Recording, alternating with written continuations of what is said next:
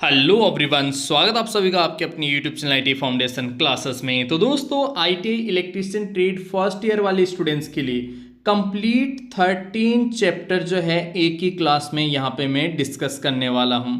यहाँ पे आप लोग देख पा रहे होंगे मॉड्यूल फर्स्ट, ऐसे ही टोटल 13 मॉड्यूल जो है इस क्लास में मैं डिस्कस करूंगा। जितने भी स्टूडेंट्स चाहते हैं आईटी सीबीटी एग्जाम की शानदार तैयारी करना, आप लोग इस क्लास को एंड तक जरूर देखिएगा। गाइस, सीबीटी एग्जाम में जो भी क्वेश्चन पूछे जा रहे हैं डायरेक्टली इन्हीं मॉड्यूल से पूछे जा रहे हैं। ये जो मॉड्यूल है डायरेक्टली डीजीटी की ओर से जारी किए गए हैं और आप सभी को पता है डीजीटी की ओर से जारी हुए हैं, इट मीन्स पेपर यहीं से आने वाला है।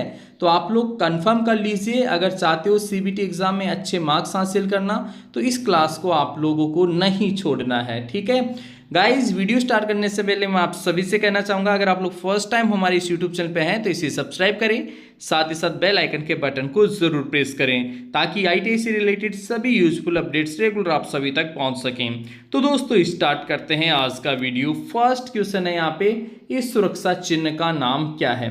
गाइज, यहाँ पे फर्स्ट ऑप्शन है चेतावनी चिन्ह। तो देखिए, वार्निंग साइन जो है वो त्रिभुजाकार होते हैं, ठीक है। मैंडेटरी साइन, अनिवार्य चिन्ह जो है वो आप लोगों के गोलाकार वर्ताकार होते हैं।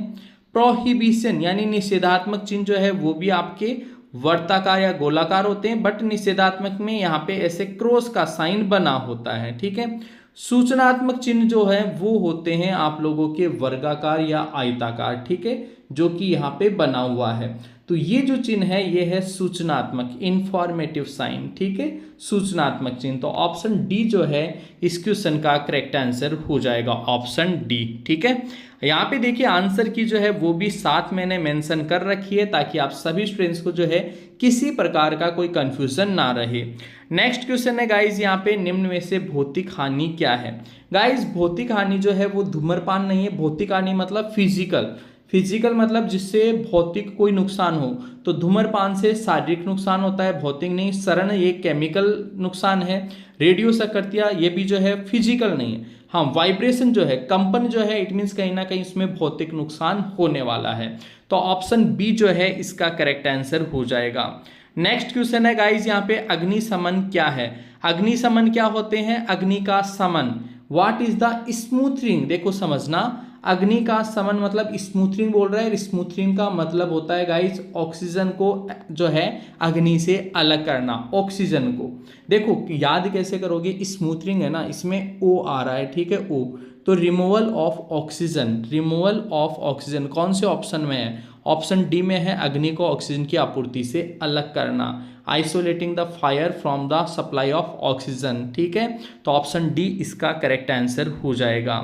नेक्स्ट क्वेश्चन है गाइज, यहाँ पे आप लोगों का, निम्न में से अग्निरोधक को उपयोग करने का सही क्रम कौन सा है। अग्निरोधक मतलब जो फायर एक्सटिंग्विशर है उसको उपयोग करने का सही जो है क्रम कौन सा है। देखिए यार, उसको उपयोग करने के जो है स्टेप होते हैं। सबसे पहले उसमें पुल किया जाता है, एक तरीके से जो है खींचा जाता है, पुल मतलब खींचना, ठीक है। उसके बाद में जो भी आग है उसके ऊपर एक तरीके से लक्ष्य निर्धारित किया जाता है कि हाँ इस आग को बुझाना है, ठीक है, आग को बुझाना है। इसके बाद में क्या करना पड़ेगा, देखो दबाव लगाना पड़ेगा और स्वेप करना पड़ेगा, यानी कि घुमाना पड़ेगा, ठीक है। दबाव लगाते ही जो है जो अग्निरोधक पदार्थ है वो बाहर निकलेगा और आग के ऊपर, जिस भी आग को बुझाना है उसके ऊपर हमें स्वेप करना पड़ेगा, मतलब घुमाना पड़ेगा, ठीक है। तो ऑप्शन ए जो है ये सही क्रम हो जाएगा इस क्वेश्चन के लिए, ठीक है। ऑप्शन ए इसका करेक्ट आंसर हो जाएगा। नेक्स्ट क्वेश्चन देखो, कौन से प्लायर का उपयोग तार व हुक बनाने के लिए लॉन्ग नोज प्लायर का उपयोग करते हैं। गाइज, ये तो आपको पता ही है, कौन सा किसका उपयोग करते हैं, प्लायर का उपयोग तार के लूप या हुक बनाने के लिए, तार के लूप या हुक बनाने के लिए। अच्छा, लूप या हुक, उसके लिए हम यूज करते हैं राउंड नोज प्लायर। देखो यार, लूप अगर बनाना हो ना, लूप या हुक बनाना हो तो हुक कैसे बनेगा, तो उसके लिए राउंड नोज प्लायर का यूज करते हैं हम। किसका, राउंड नोज। हाँ, अगर गहराई से नट बोल्ट निकालना हो तो फिर वहां पे जो है लॉन्ग नोज प्लायर का यूज करते हैं, और लूप या हुक बनाने के लिए जो है round nose plier. Option C जो है इसका करेक्ट आंसर हो जाएगा, ऑप्शन सी, ठीक है। पिंसर का उपयोग क्या है, तो पिंसर का तो आपको पता ही है, लकड़ी से कीले निकालना जो है पिंसर का उपयोग होता है। किसका उपयोग, पिंसर का, पिंसर याद रखिएगा, पिंसर जो है उसका उपयोग होता है लकड़ी में से कील निकालना, ठीक है। इसके अलावा जो कला हैमर होता है उसका उपयोग भी हम लकड़ी में से कील निकालने के लिए करते हैं। तो ऑप्शन सी जो है इस क्वेश्चन का करेक्ट आंसर हो जाएगा। नेक्स्ट क्वेश्चन है, इस सुरक्षा चिन्ह का नाम क्या है। गाइज ये जो सुरक्षा चिन्ह है ना, देखो सचेतक, कॉशनरी, सचेतक, ये एक तरीके से चेतावनी चिन्ह होते हैं, ठीक है, जो कि त्रिभुजाकार होते हैं। इन्फॉर्मेटिव मैंने कहा वर्गाकार होते हैं। प्रोहिबिटिव जो है वो होते हैं ऐसे, और फिर ये ऐसे क्रॉस साइन, ठीक है। अब ये देखिए यहाँ पे ये बना हुआ है, ये एक्चुअल में अनिवार्य है, मैंडेटरी है, अनिवार्य। अनिवार्य चिन्ह देखिए यहाँ पे इस तरह का भी हो सकता है या फिर जो है ऐसा भी होता है, ठीक है, उसमें क्रॉस साइन कुछ नहीं होता, ठीक है। तो ये वो होता है आपका मैंडेटरी आवश्यक साइन, ठीक है। ऑप्शन ए इसका करेक्ट आंसर हो जाएगा। नेक्स्ट क्वेश्चन है, सचेतक, सचेतक मतलब वार्निंग जो साइन होते हैं, कॉशनरी जो साइन होते हैं, उनका बैकग्राउंड जो है वो कैसा होता है, बैकग्राउंड कलर। बैकग्राउंड कलर देखिए मैंने कहा, बार बार मैं कह रहा हूँ, सचेतक त्रिभुजाकार होते हैं, उनका जो बैकग्राउंड कलर है ना वो येलो होता है, येलो, पीला, क्योंकि वार्निंग साइन है, वार्निंग साइन हमें अच्छे से दिखने चाहिए, अच्छे से दिखने चाहिए, तो उसके लिए पीला कलर जो है हम उपयोग करते हैं। ऑप्शन सी इसका करेक्ट आंसर हो जाएगा। इसके बाद में देखो नेक्स्ट क्वेश्चन है, अग्नि अच्छा उपकरण में लगी, वैद्युतिक उपकरण में लगी अग्नि हेतु कौन सा अग्निशामक उपयोग में लेते हैं। तो वैद्युतिक उपकरणों में लगने वाली आग को बुझाने के लिए हेलोन प्रकार का अग्निशामक हम यूज में लेते हैं। किस, कौन सा, हेलोन नामक, ठीक है। ऑप्शन ए इसका राइट आंसर हो जाएगा। नेक्स्ट क्वेश्चन है, धुएं से सुरक्षा के लिए। अब धुएं से सुरक्षा है यार, ये तो बहुत इजी क्वेश्चन हो गया। धुएं से सुरक्षा के लिए व्यक्तिगत सुरक्षा उपकरण पीपी का उपयोग जो है धुएं से, धुआं नाक में से तो जाएगी, ठीक है। एपेरेंट तो होता है शरीर के ऊपर पहनने वाला, तो ये तो रॉन्ग आंसर हो गया। चश्मा हो गया आंखों में पहनने वाला, आंखों पर, आंखों की सुरक्षा के लिए, तो आंखों से धुआं थोड़ी जाएगी, धुआं जाएगी आपकी कान में से जाएगी क्या, नहीं कान में से नहीं जाएगी भाई। कई स्टूडेंट जवाब दे रहे हैं हाँ सर कान में से जाती है हमारे, नहीं ऐसा नहीं होता भाई, नाक में से ही जाती है, ठीक है। कहाँ से जाती है, नाक में से। तो नाक की सुरक्षा करेंगे, धुएं से सुरक्षा का मतलब है नाक मास्क पहनेंगे, नोज मास्क हम पहनेंगे। ऑप्शन डी इसका राइट आंसर हो जाएगा। नेक्स्ट क्वेश्चन है, what is the full form of BIS। दोस्तों BIS का फुल फॉर्म होता है bureau of Indian standard, bureau of Indian standard. अब कौन से ऑप्शन में है, ऑप्शन ए में है बोर्ड ऑफ इंडियन स्टैंडर्ड, तो ये तो गलत हो गया, bureau of Indian standard option B में सही लिखा हुआ है, तो ऑप्शन बी इसका करेक्ट आंसर हो जाएगा, ठीक है। ऑप्शन बी इसका करेक्ट आंसर। नेक्स्ट है, भारी भार उठाने ले जाने के लिए, इसके लिए तो क्रेन और स्लिंग का यूज करते हैं, क्रेन और स्लिंग का यूज करते हैं, ठीक है। किसका यूज करते हैं, क्रेन और स्लिंग का, ठीक है, क्रेन और स्लिंग का।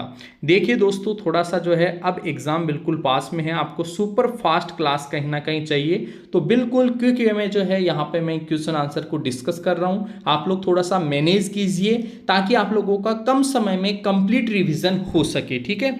नेक्स्ट है देखिए, आग बुझाने में स्टार्विंग क्या है। स्मूथरिंग का तो मैंने बोला था ऑक्सीजन को अलग करना, और स्टार्विंग का क्या मतलब होता है, स्टार्विंग का मतलब होता है आग से ईंधन तत्व अलग करना। स्टार्विंग का मतलब होता है ईंधन तत्व अलग करना। तो ईंधन देखो किसमें से, removal fuel element from the fire, आग से ईंधन तत्व अलग करना। ऑप्शन सी इसका राइट आंसर हो जाएगा, ऑप्शन सी, ठीक है, ऑप्शन सी इसका करेक्ट आंसर हो जाएगा।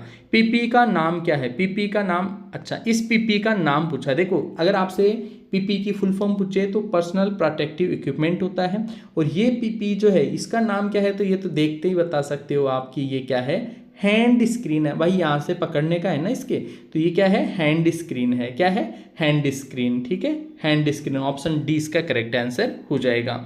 नेक्स्ट क्वेश्चन है दोस्तों, किस प्रकार की कृत्रिम श्वसन विधि का उपयोग उस पीड़ित के लिए करते हैं जिसकी छाती और पेट में चोट लगी हो, छाती और पेट में चोट लगी हो, तो उसको पीठ के बल लेटाना पड़ेगा। पीठ के बल जब लेटाएंगे ना, उसको नेल्सन की भुजा ऊपर नीचे दबाव विधि कहते हैं, नेल्सन की, ठीक है, भुजा ऊपर नीचे, पीठ के बल लिटा दिए, तो अब भुजाओं को क्या करेंगे, ऊपर नीचे ऊपर नीचे। आप लोगों ने थ्योरी की बुक अगर पढ़ी होगी तो उस बुक में चित्र भी बना हुआ है, ठीक है। तो Nelson arm lift back pressure method, option D इसका करेक्ट आंसर हो जाएगा। नेक्स्ट क्वेश्चन है दोस्तों, किस प्रकार के व्यावसायिक स्वास्थ्य खतरे के कारण संक्रमण हो सकता है। अब संक्रमण देखो यार, संक्रमण बोल रहा है ना, संक्रमण मतलब बायोलॉजिकल हो गया, वो कौन सा हो गया, बायोलॉजिकल। ऑप्शन बी जो है इसका करेक्ट आंसर हो जाएगा, ऑप्शन बी। ठीक है, ऑप्शन बी लिखा हुआ भी है। देखो आंसर सारे के सारे जो है साथ के साथ यहाँ पे लिखे हुए भी हैं, ताकि आपको किसी भी क्वेश्चन में किसी प्रकार का कोई कंफ्यूजन ना रहे। ठीक है, इस औजार का नाम क्या है? तो इस औजार का नाम तो आप कोई भी बता दोगे कि हाँ इस औजार का उपयोग पूछ रहा है, नाम नहीं। अब देखो नाम अगर आपसे पूछे तो ये पिंसर है भाई, क्या है? पिंसर है। नाम अगर पूछे तो अभी थोड़ी देर पहले आया भी था कि पिंसर का उपयोग क्या होता है, तो इस औजार का उपयोग पूछ लिया, नाम नहीं दिया। नाम है पिंसर और पिंसर का उपयोग क्या होता है अभी मैंने बताया, लकड़ी से कीले निकालना। तो ऑप्शन सी इसका करेक्ट आंसर हो जाएगा। नेक्स्ट क्वेश्चन है, ये तो आप कोई भी बता देगा भाई, बच्चा अगर आप लोग ऐसे ना छोटे से बच्चे से पूछोगे ना, 1-2 साल के बच्चे से भी, वो भी बता देगा कि ये क्या है आप लोगों के। यहाँ पे देखो चिन्ह का नाम क्या है, ऐसा आया। ठीक है, मैंने कहा ऐसे 2 तरह के होते हैं, एक होते हैं अनिवार्य और एक होते हैं प्रोहिबिटिव, निषेधात्मक। अब निषेधात्मक तो क्रॉस होता है, निषेधात्मक ऐसे होने के बाद में क्या होता है, ऐसा क्रॉस होता है, वो निषेधात्मक होता है, निषेधात्मक ये वाला। ठीक है, और ये वाला होता है मैंडेटरी साइन। मैंडेटरी कौन सा? ऑप्शन बी में लिखा हुआ है, आवश्यक चिन्ह, अनिवार्य चिन्ह, इनको सकारात्मक चिन्ह भी बोलते हैं। ठीक है, तो मैंडेटरी साइन हो जाएगा, ये ग्लव्स यहाँ पे बने हुए हैं। ठीक है, नेक्स्ट देखो, नेक्स्ट है पीड़ित के रक्त के बहाव को रोकने के लिए। देखो रक्त के बहाव को रोकने के लिए तो आपको भी पता है कि रक्त के बहाव को रोकने के लिए चोट पर लगे हुए भाग पर हम दबाव लगाते हैं। ठीक है, रक्त के बहाव को रोकने के लिए चोट पर लगे हुए भाग पर दबाव लगाते हैं। इस सचेतक का नाम, ये देखो पेडेस्ट्रियन है, इसको हम बोलते हैं पैदल क्रॉसिंग। ठीक है, पेडेस्ट्रियन इंग्लिश में बोलते हैं पेडेस्ट्रियन। सड़क के ऊपर आप लोगों ने देखा होगा ऐसे जैसे लाइनें बनी होती है, तो वहाँ से क्या है लोग पैदल गुजर सकते हैं, इसका ये मतलब होता है। ठीक है, इन लाइनों का क्या मतलब होता है कि वहाँ से पैदल चलने वाले लोग जो है रोड को क्रॉस कर सकते हैं, और पेडेस्ट्रियन कहलाता है पैदल क्रॉसिंग। अब देखो 3 सी ऑप्शन तक तो है नहीं, डी ऑप्शन में लिखा हुआ पेडेस्ट्रियन क्रॉसिंग, इसीलिए इसका राइट आंसर हो गया पैदल क्रॉसिंग, ऑप्शन डी। ठीक है, नेक्स्ट देखो, इसके बाद में नेक्स्ट जो है ये फर्स्ट मॉड्यूल जो है आप लोगों का कंप्लीट हो चुका है, और अपने सामने है सेकंड मॉड्यूल। ठीक है, module number 2 basic workshop practice, मूलभूत कार्यशाला अभ्यास। ठीक है, ये सेकंड मॉड्यूल है। ऐसे पूरे 13 मॉड्यूल यहाँ पे मैं डिस्कस करने वाला हूँ। थोड़ा सा खुद से कमिटमेंट कीजिए, वादा कीजिए कि सारी क्लासेस आप लोगों को देखना है। चाहे आप ऐसे कर सकते हो कि जैसे एक बार में आप लोगों ने 5 मॉड्यूल देखा, ठीक है, उसके बाद में आप ब्रेक ले लिए, उसके बाद में फिर से क्लास को चालू किए और फिर 6 से 10 तक के मॉड्यूल देख लिए, फिर उसके बाद में आप लोग जो है 11, 12, 13 ऐसे 3 पार्ट में, 4 पार्ट में, 5 पार्ट में आप लोग इस क्लास को जरूर कंप्लीट देखें। ठीक है, इसके बाद में देखो इस गेज का क्या उपयोग है, थोड़ा सा मैं स्पीड और बढ़ा देता हूं। तो इस गेज का उपयोग क्या है, इस गेज का उपयोग क्या है दोस्तों, ये जो उपयोग, इस गेज का उपयोग हमें पूछ रहा है वो है जॉब की आंतरिक त्रिज्या को जांचना। जॉब की कोई भी जॉब आप बना रहे हो, जनरली फिटर ट्रेड वाली जॉब बनाते हैं, ठीक है, बट ये देखिए इलेक्ट्रिशियन ट्रेड में भी क्वेश्चन पूछा गया है। कोई भी जॉब हो, कोई भी ऐसा कुछ आप जो है जॉब प्रिपेयर कर रहे हो, तो उसका जो आंतरिक व्यास है, आंतरिक त्रिज्या, आंतरिक व्यास, आंतरिक त्रिज्या, ठीक है, उसको जांचने के लिए जो है हम इस जॉब का उपयोग करते हैं। नेक्स्ट देखो, इस रेती का क्या नाम है, तो इस रेती का नाम है रास्प कट रेती। कौन सी रेती? रास्प कट रेती। दोस्तों जैसे ये चित्र आए, रास्प कट रेती, आपके दिमाग में आंसर आना चाहिए। क्वेश्चन बहुत बार रिपीट हुआ है, ये हर बार रिपीट हो रहा है, इस बार भी रिपीट हो रहा है, इस बार भी जो है लगभग हर पेपर में क्वेश्चन देखने को मिल रहा है। नेक्स्ट है, इस औजार का नाम क्या है, तो ये औजार जो है ये तो यार आपको भी पता है। देखो ऑप्शन है डिवाइडर, डिवाइडर है क्या? नहीं है, ठीक है, ये क्या है? इनसाइड कैलीपर है, ऑप्शन बी इसका राइट आंसर हो जाएगा। ठीक है, आंतरिक कैलीपर, ऑप्शन बी जो है इसका करेक्ट आंसर हो जाएगा। नेक्स्ट जो है, what is the use of mortise chisel. देखो मोर्टाइज सीजल जो है, मोर्टाइज छेनी जो है, उसका उपयोग क्या है, तो दोस्तों उसका उपयोग होता है लकड़ी में आयताकार छेद निकालना। कोई लकड़ी का ऐसा कुछ पार्ट है, उसमें अगर आपको आयताकार छेद निकालना हो, ठीक है, आयताकार, वर्गाकार, ठीक है, तो उस कंडीशन में जो है हम मोर्टाइज जो छेनी है, चीजल है, उसका यूज करते हैं। तो ऑप्शन बी जो है इसका राइट आंसर हो जाएगा। नेक्स्ट देखो, सीट मेटल में शार्प बेंड, ये भी क्वेश्चन बहुत बार रिपीट हो रहा है। शार्प बेंड के लिए किस प्रकार के स्टेक का उपयोग करते हैं? शार्प बेंड के लिए हैचेट स्टेक का उपयोग करते हैं। किसका? हैचेट स्टेक का उपयोग करते हैं। ऑप्शन बी इसका राइट आंसर हो जाएगा। नेक्स्ट क्वेश्चन है, कोनों पर कोनों पर सामग्री को चौकोर करने के लिए हम डायमंड पॉइंट छेनी का उपयोग करते हैं। किसका उपयोग करते हैं? डायमंड पॉइंट छेनी। ठीक है, ऑप्शन डी इसका राइट आंसर हो जाएगा। नेक्स्ट है सामग्री के बाहरी किनारों पर समानांतर रेखाएं खींचने के लिए, जेनी कैलिपर। कौन सा कैलिपर? Jenny caliper. ठीक है, समानांतर रेखाएं, सामग्री के बाहरी किनारों पर अगर आपको समानांतर रेखाएं खींचनी हो तो किस प्रकार के कैलिपर का उपयोग करोगे? Jenny caliper. कौन सा कैलिपर? Jenny caliper. ठीक है, नेक्स्ट है इस ड्रिल बिट का नाम क्या है? तो ये ड्रिल बिट यहाँ पे बना हुआ है, देखिए यार यहाँ पे आप लोगों को नोटिस करना है, ये वाला जो पॉइंट है ना इसको नोटिस करना है। ठीक है, यहाँ से आप लोगों को इसका नाम पता चलेगा। अब ऑप्शन दे रखे हैं इसके, फ्लैट ड्रिल, टेपर सेंक। तो आप देखोगे ना, देखो समझना मैंने क्या कहा, आप लोग यहाँ पे देखो। अब ये दोनों पार्ट क्या है? टेपर में कैसे? तो टेपर सेंक बिट। कौन सा बिट हो गया? टेपर सेंक बिट हो गया। ठीक है, ऑप्शन बी जो है इसका करेक्ट आंसर हो जाएगा। इसके बाद में देखो नेक्स्ट क्वेश्चन है, एक टेनन आरी जो है उसके कुंद दांतों को तेज करने के लिए, उसके दांतों को तेज करना है तो किस रेती का उपयोग लोगे? भाई दांतों को तेज करने के लिए ट्रायंगुलर रेती का यूज करते हैं हम, त्रिभुजाकार रेती का। तो ऑप्शन सी जो है इसका राइट आंसर हो जाएगा। दांतों को तेज करने के लिए त्रिभुजाकार रेती। ठीक है, ट्रायंगुलर फाइल। नेक्स्ट है एक्स से इंगित रेती के भाग का नाम बताइए। एक्स से इंगित रेती जो है, हाँ ये भाग जो है ये क्या है? इस भाग को क्या कहेंगे गाइज? इस भाग को हिल कहेंगे। ठीक है, इस भाग को क्या कहते हैं? हिल कहते हैं। ठीक है, हिल कहते हैं, राइट। इस भाग को हिल कहते हैं, याद रख लेना, ये हिल कहलाता है। हिल जैसे अपनी हिल क्या है? एडी है ना, वैसे ये इसकी क्या है? एडी है, हिल कहलाएगा। ठीक है, ऑप्शन बी इसका राइट आंसर हो जाएगा। इसके बाद में next question, what is the name of the tool? इस टूल का क्या नाम है? अब टूल यहाँ पे देखिए बना हुआ है डायग्राम, और ऑप्शन दे रखे हैं, जेनी कैलिपर है, इनसाइड कैलिपर है, भारी कैलिपर है। तो इनसाइड और भारी कैलिपर तो आपको पता ही है, फर्म जॉइंट कैलिपर भी नहीं है ये है जेनी कैलिपर। कौन सा कैलिपर है? Jenny caliper. देखो कैसे पहचानोगे, एक जो सिरा है ना वो जे के जैसा है, एक सिरा जो है वो कैसा है? जे के जैसा, और यहाँ पे जो है एक निशान करने का पॉइंट है। ठीक है, तो ये है जेनी कैलिपर। कौन सा कैलिपर है? Jenny caliper. ऑप्शन ए जो है इसका राइट आंसर हो जाएगा। नेक्स्ट क्वेश्चन है, छेनी के एक्स से प्रदर्शित कोण का नाम बताइए। अब ये देखो, ये छेनी बनी हुई है, इसमें एक्स से जो बना हुआ भाग है इसका नाम आपसे पूछा जा रहा है। ये जो एक्स से बना हुआ भाग है इसका नाम आपसे पूछ रहा है, तो इसको जो है पॉइंट बिंदु कोण बोलते हैं। क्या बोलते हैं? पॉइंट कोण। देखो कैसे पता करोगे, समझना इस क्वेश्चन को। ये जो है ना इसका टिप का एंगल जो है, ये टिप का जो एंगल है ना, इस टिप का एंगल इसको बता रहा है। ये जो बी है ना, ये बी यहाँ से लेके यहाँ तक का भाग है, ये बी। ध्यान से देखो इसको, यहाँ पे तीर का निशान है, यहाँ पे तीर का निशान है, तो बी जो है ना ये पूरा भाग है, इसी को बता रहा है ये। तो ये क्या है? इसका टिप है, टिप। ठीक है, इसलिए इसको एक तरीके से पॉइंट बता रहा है, पॉइंट बिंदु, इसका बिल्कुल टिप पॉइंट जो है ना, टिप पॉइंट उसको बता रहा है, इसीलिए इसको पॉइंट एंगल कहा। ऑप्शन बी इसका राइट आंसर हो जाएगा।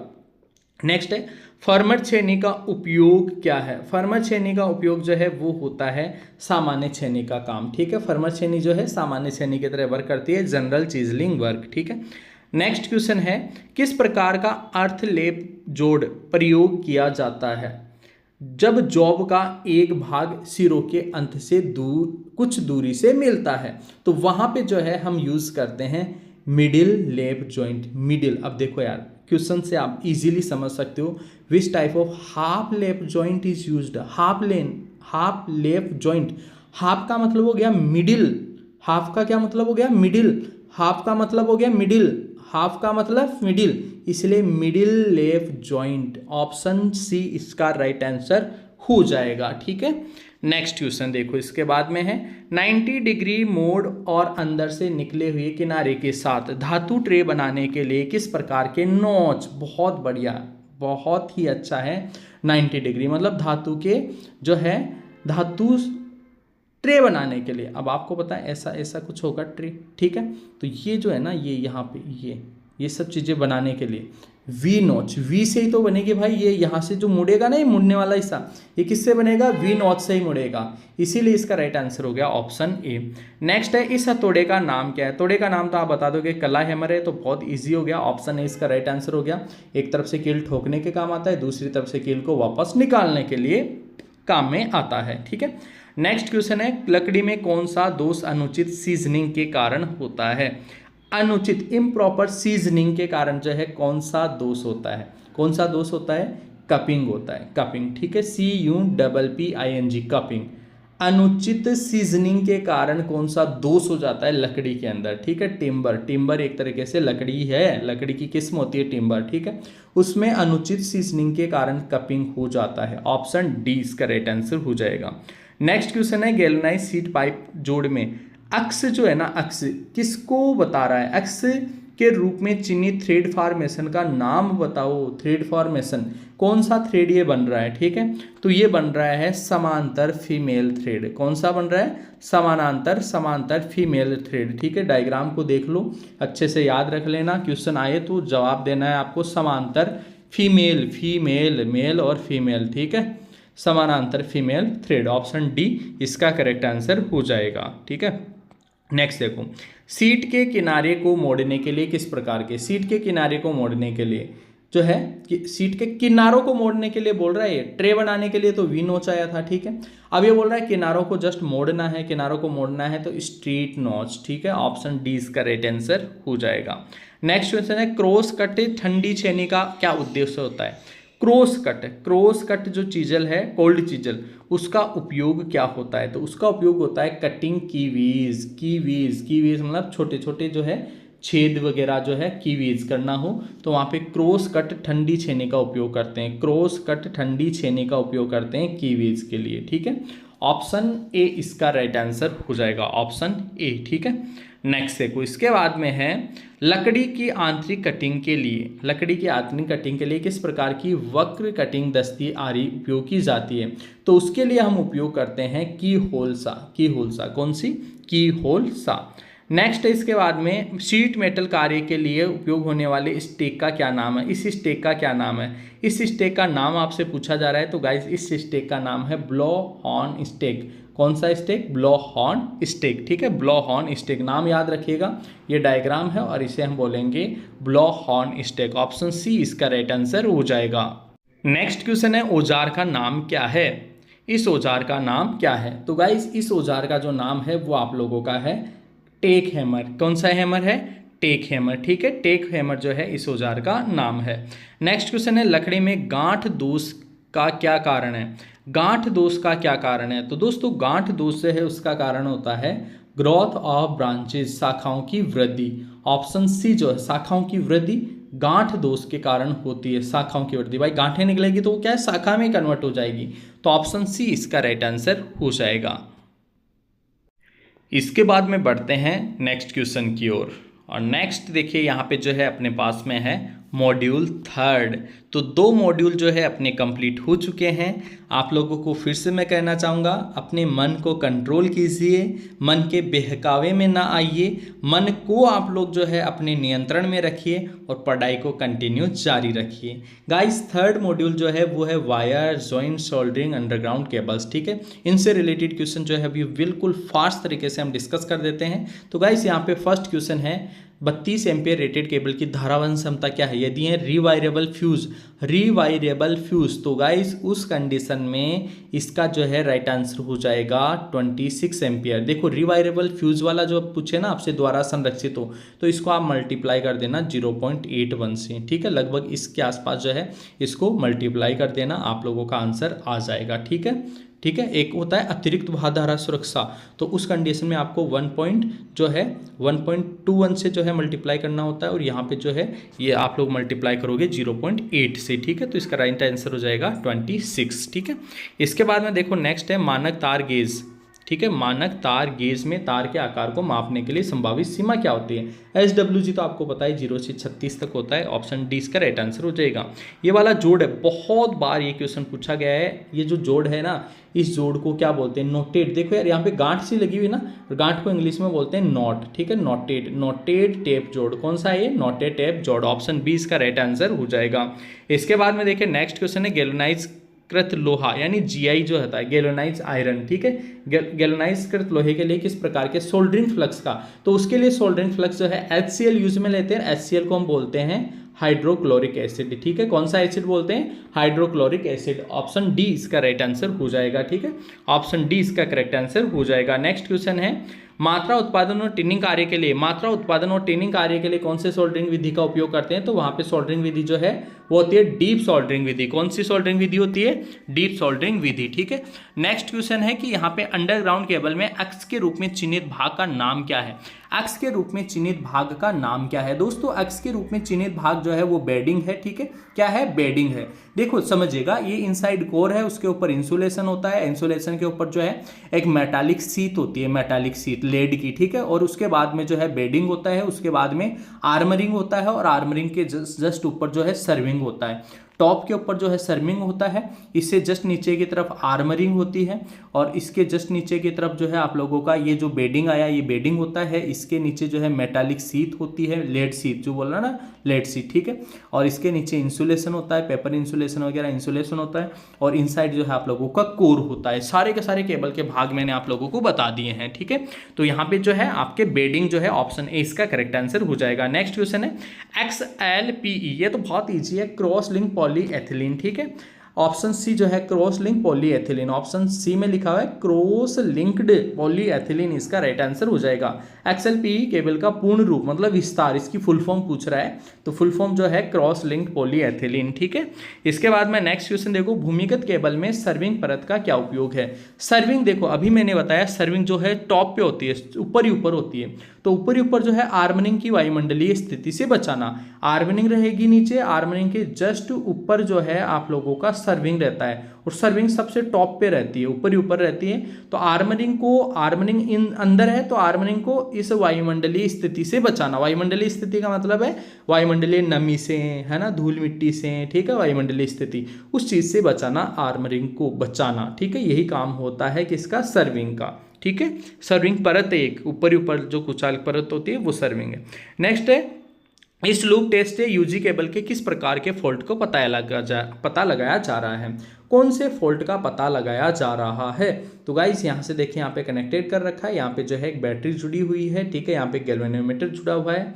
जब इस तरह का अगर आप लोगों से क्वेश्चन पूछा जाए तो यहाँ पे जो है शॉर्ट सर्किट टेस्ट, देखो आप लोग जो है यहाँ पे देखिए ये कनेक्टेड है, तो एक तरीके से शॉर्ट सर्किट। ठीक है, कौन सा शॉर्ट सर्किट जो है फॉल्ट यहाँ पे मेजर किया जा रहा है। ठीक है, यहाँ पे देखो ये आर है ना, आर इन दोनों को एक तरीके से कनेक्ट भी कर रखा है। ठीक है, तो ये शॉर्ट सर्किट हो गया। क्या हो गया, शॉर्ट सर्किट। ऑप्शन बी इसका राइट आंसर हो जाएगा। इसके बाद में नेक्स्ट देखो, तांबे के परमाणु के आमंड में कितने इलेक्ट्रॉन होते हैं।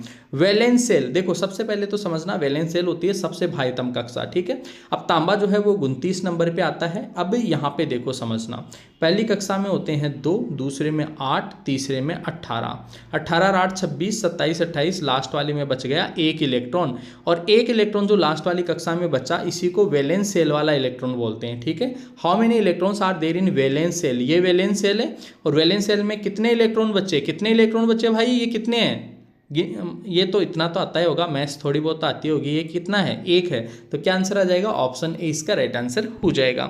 इसके बाद में नेक्स्ट क्वेश्चन है, नियॉन लैंप पर विद्युत धारा का प्रभाव क्या पड़ता है।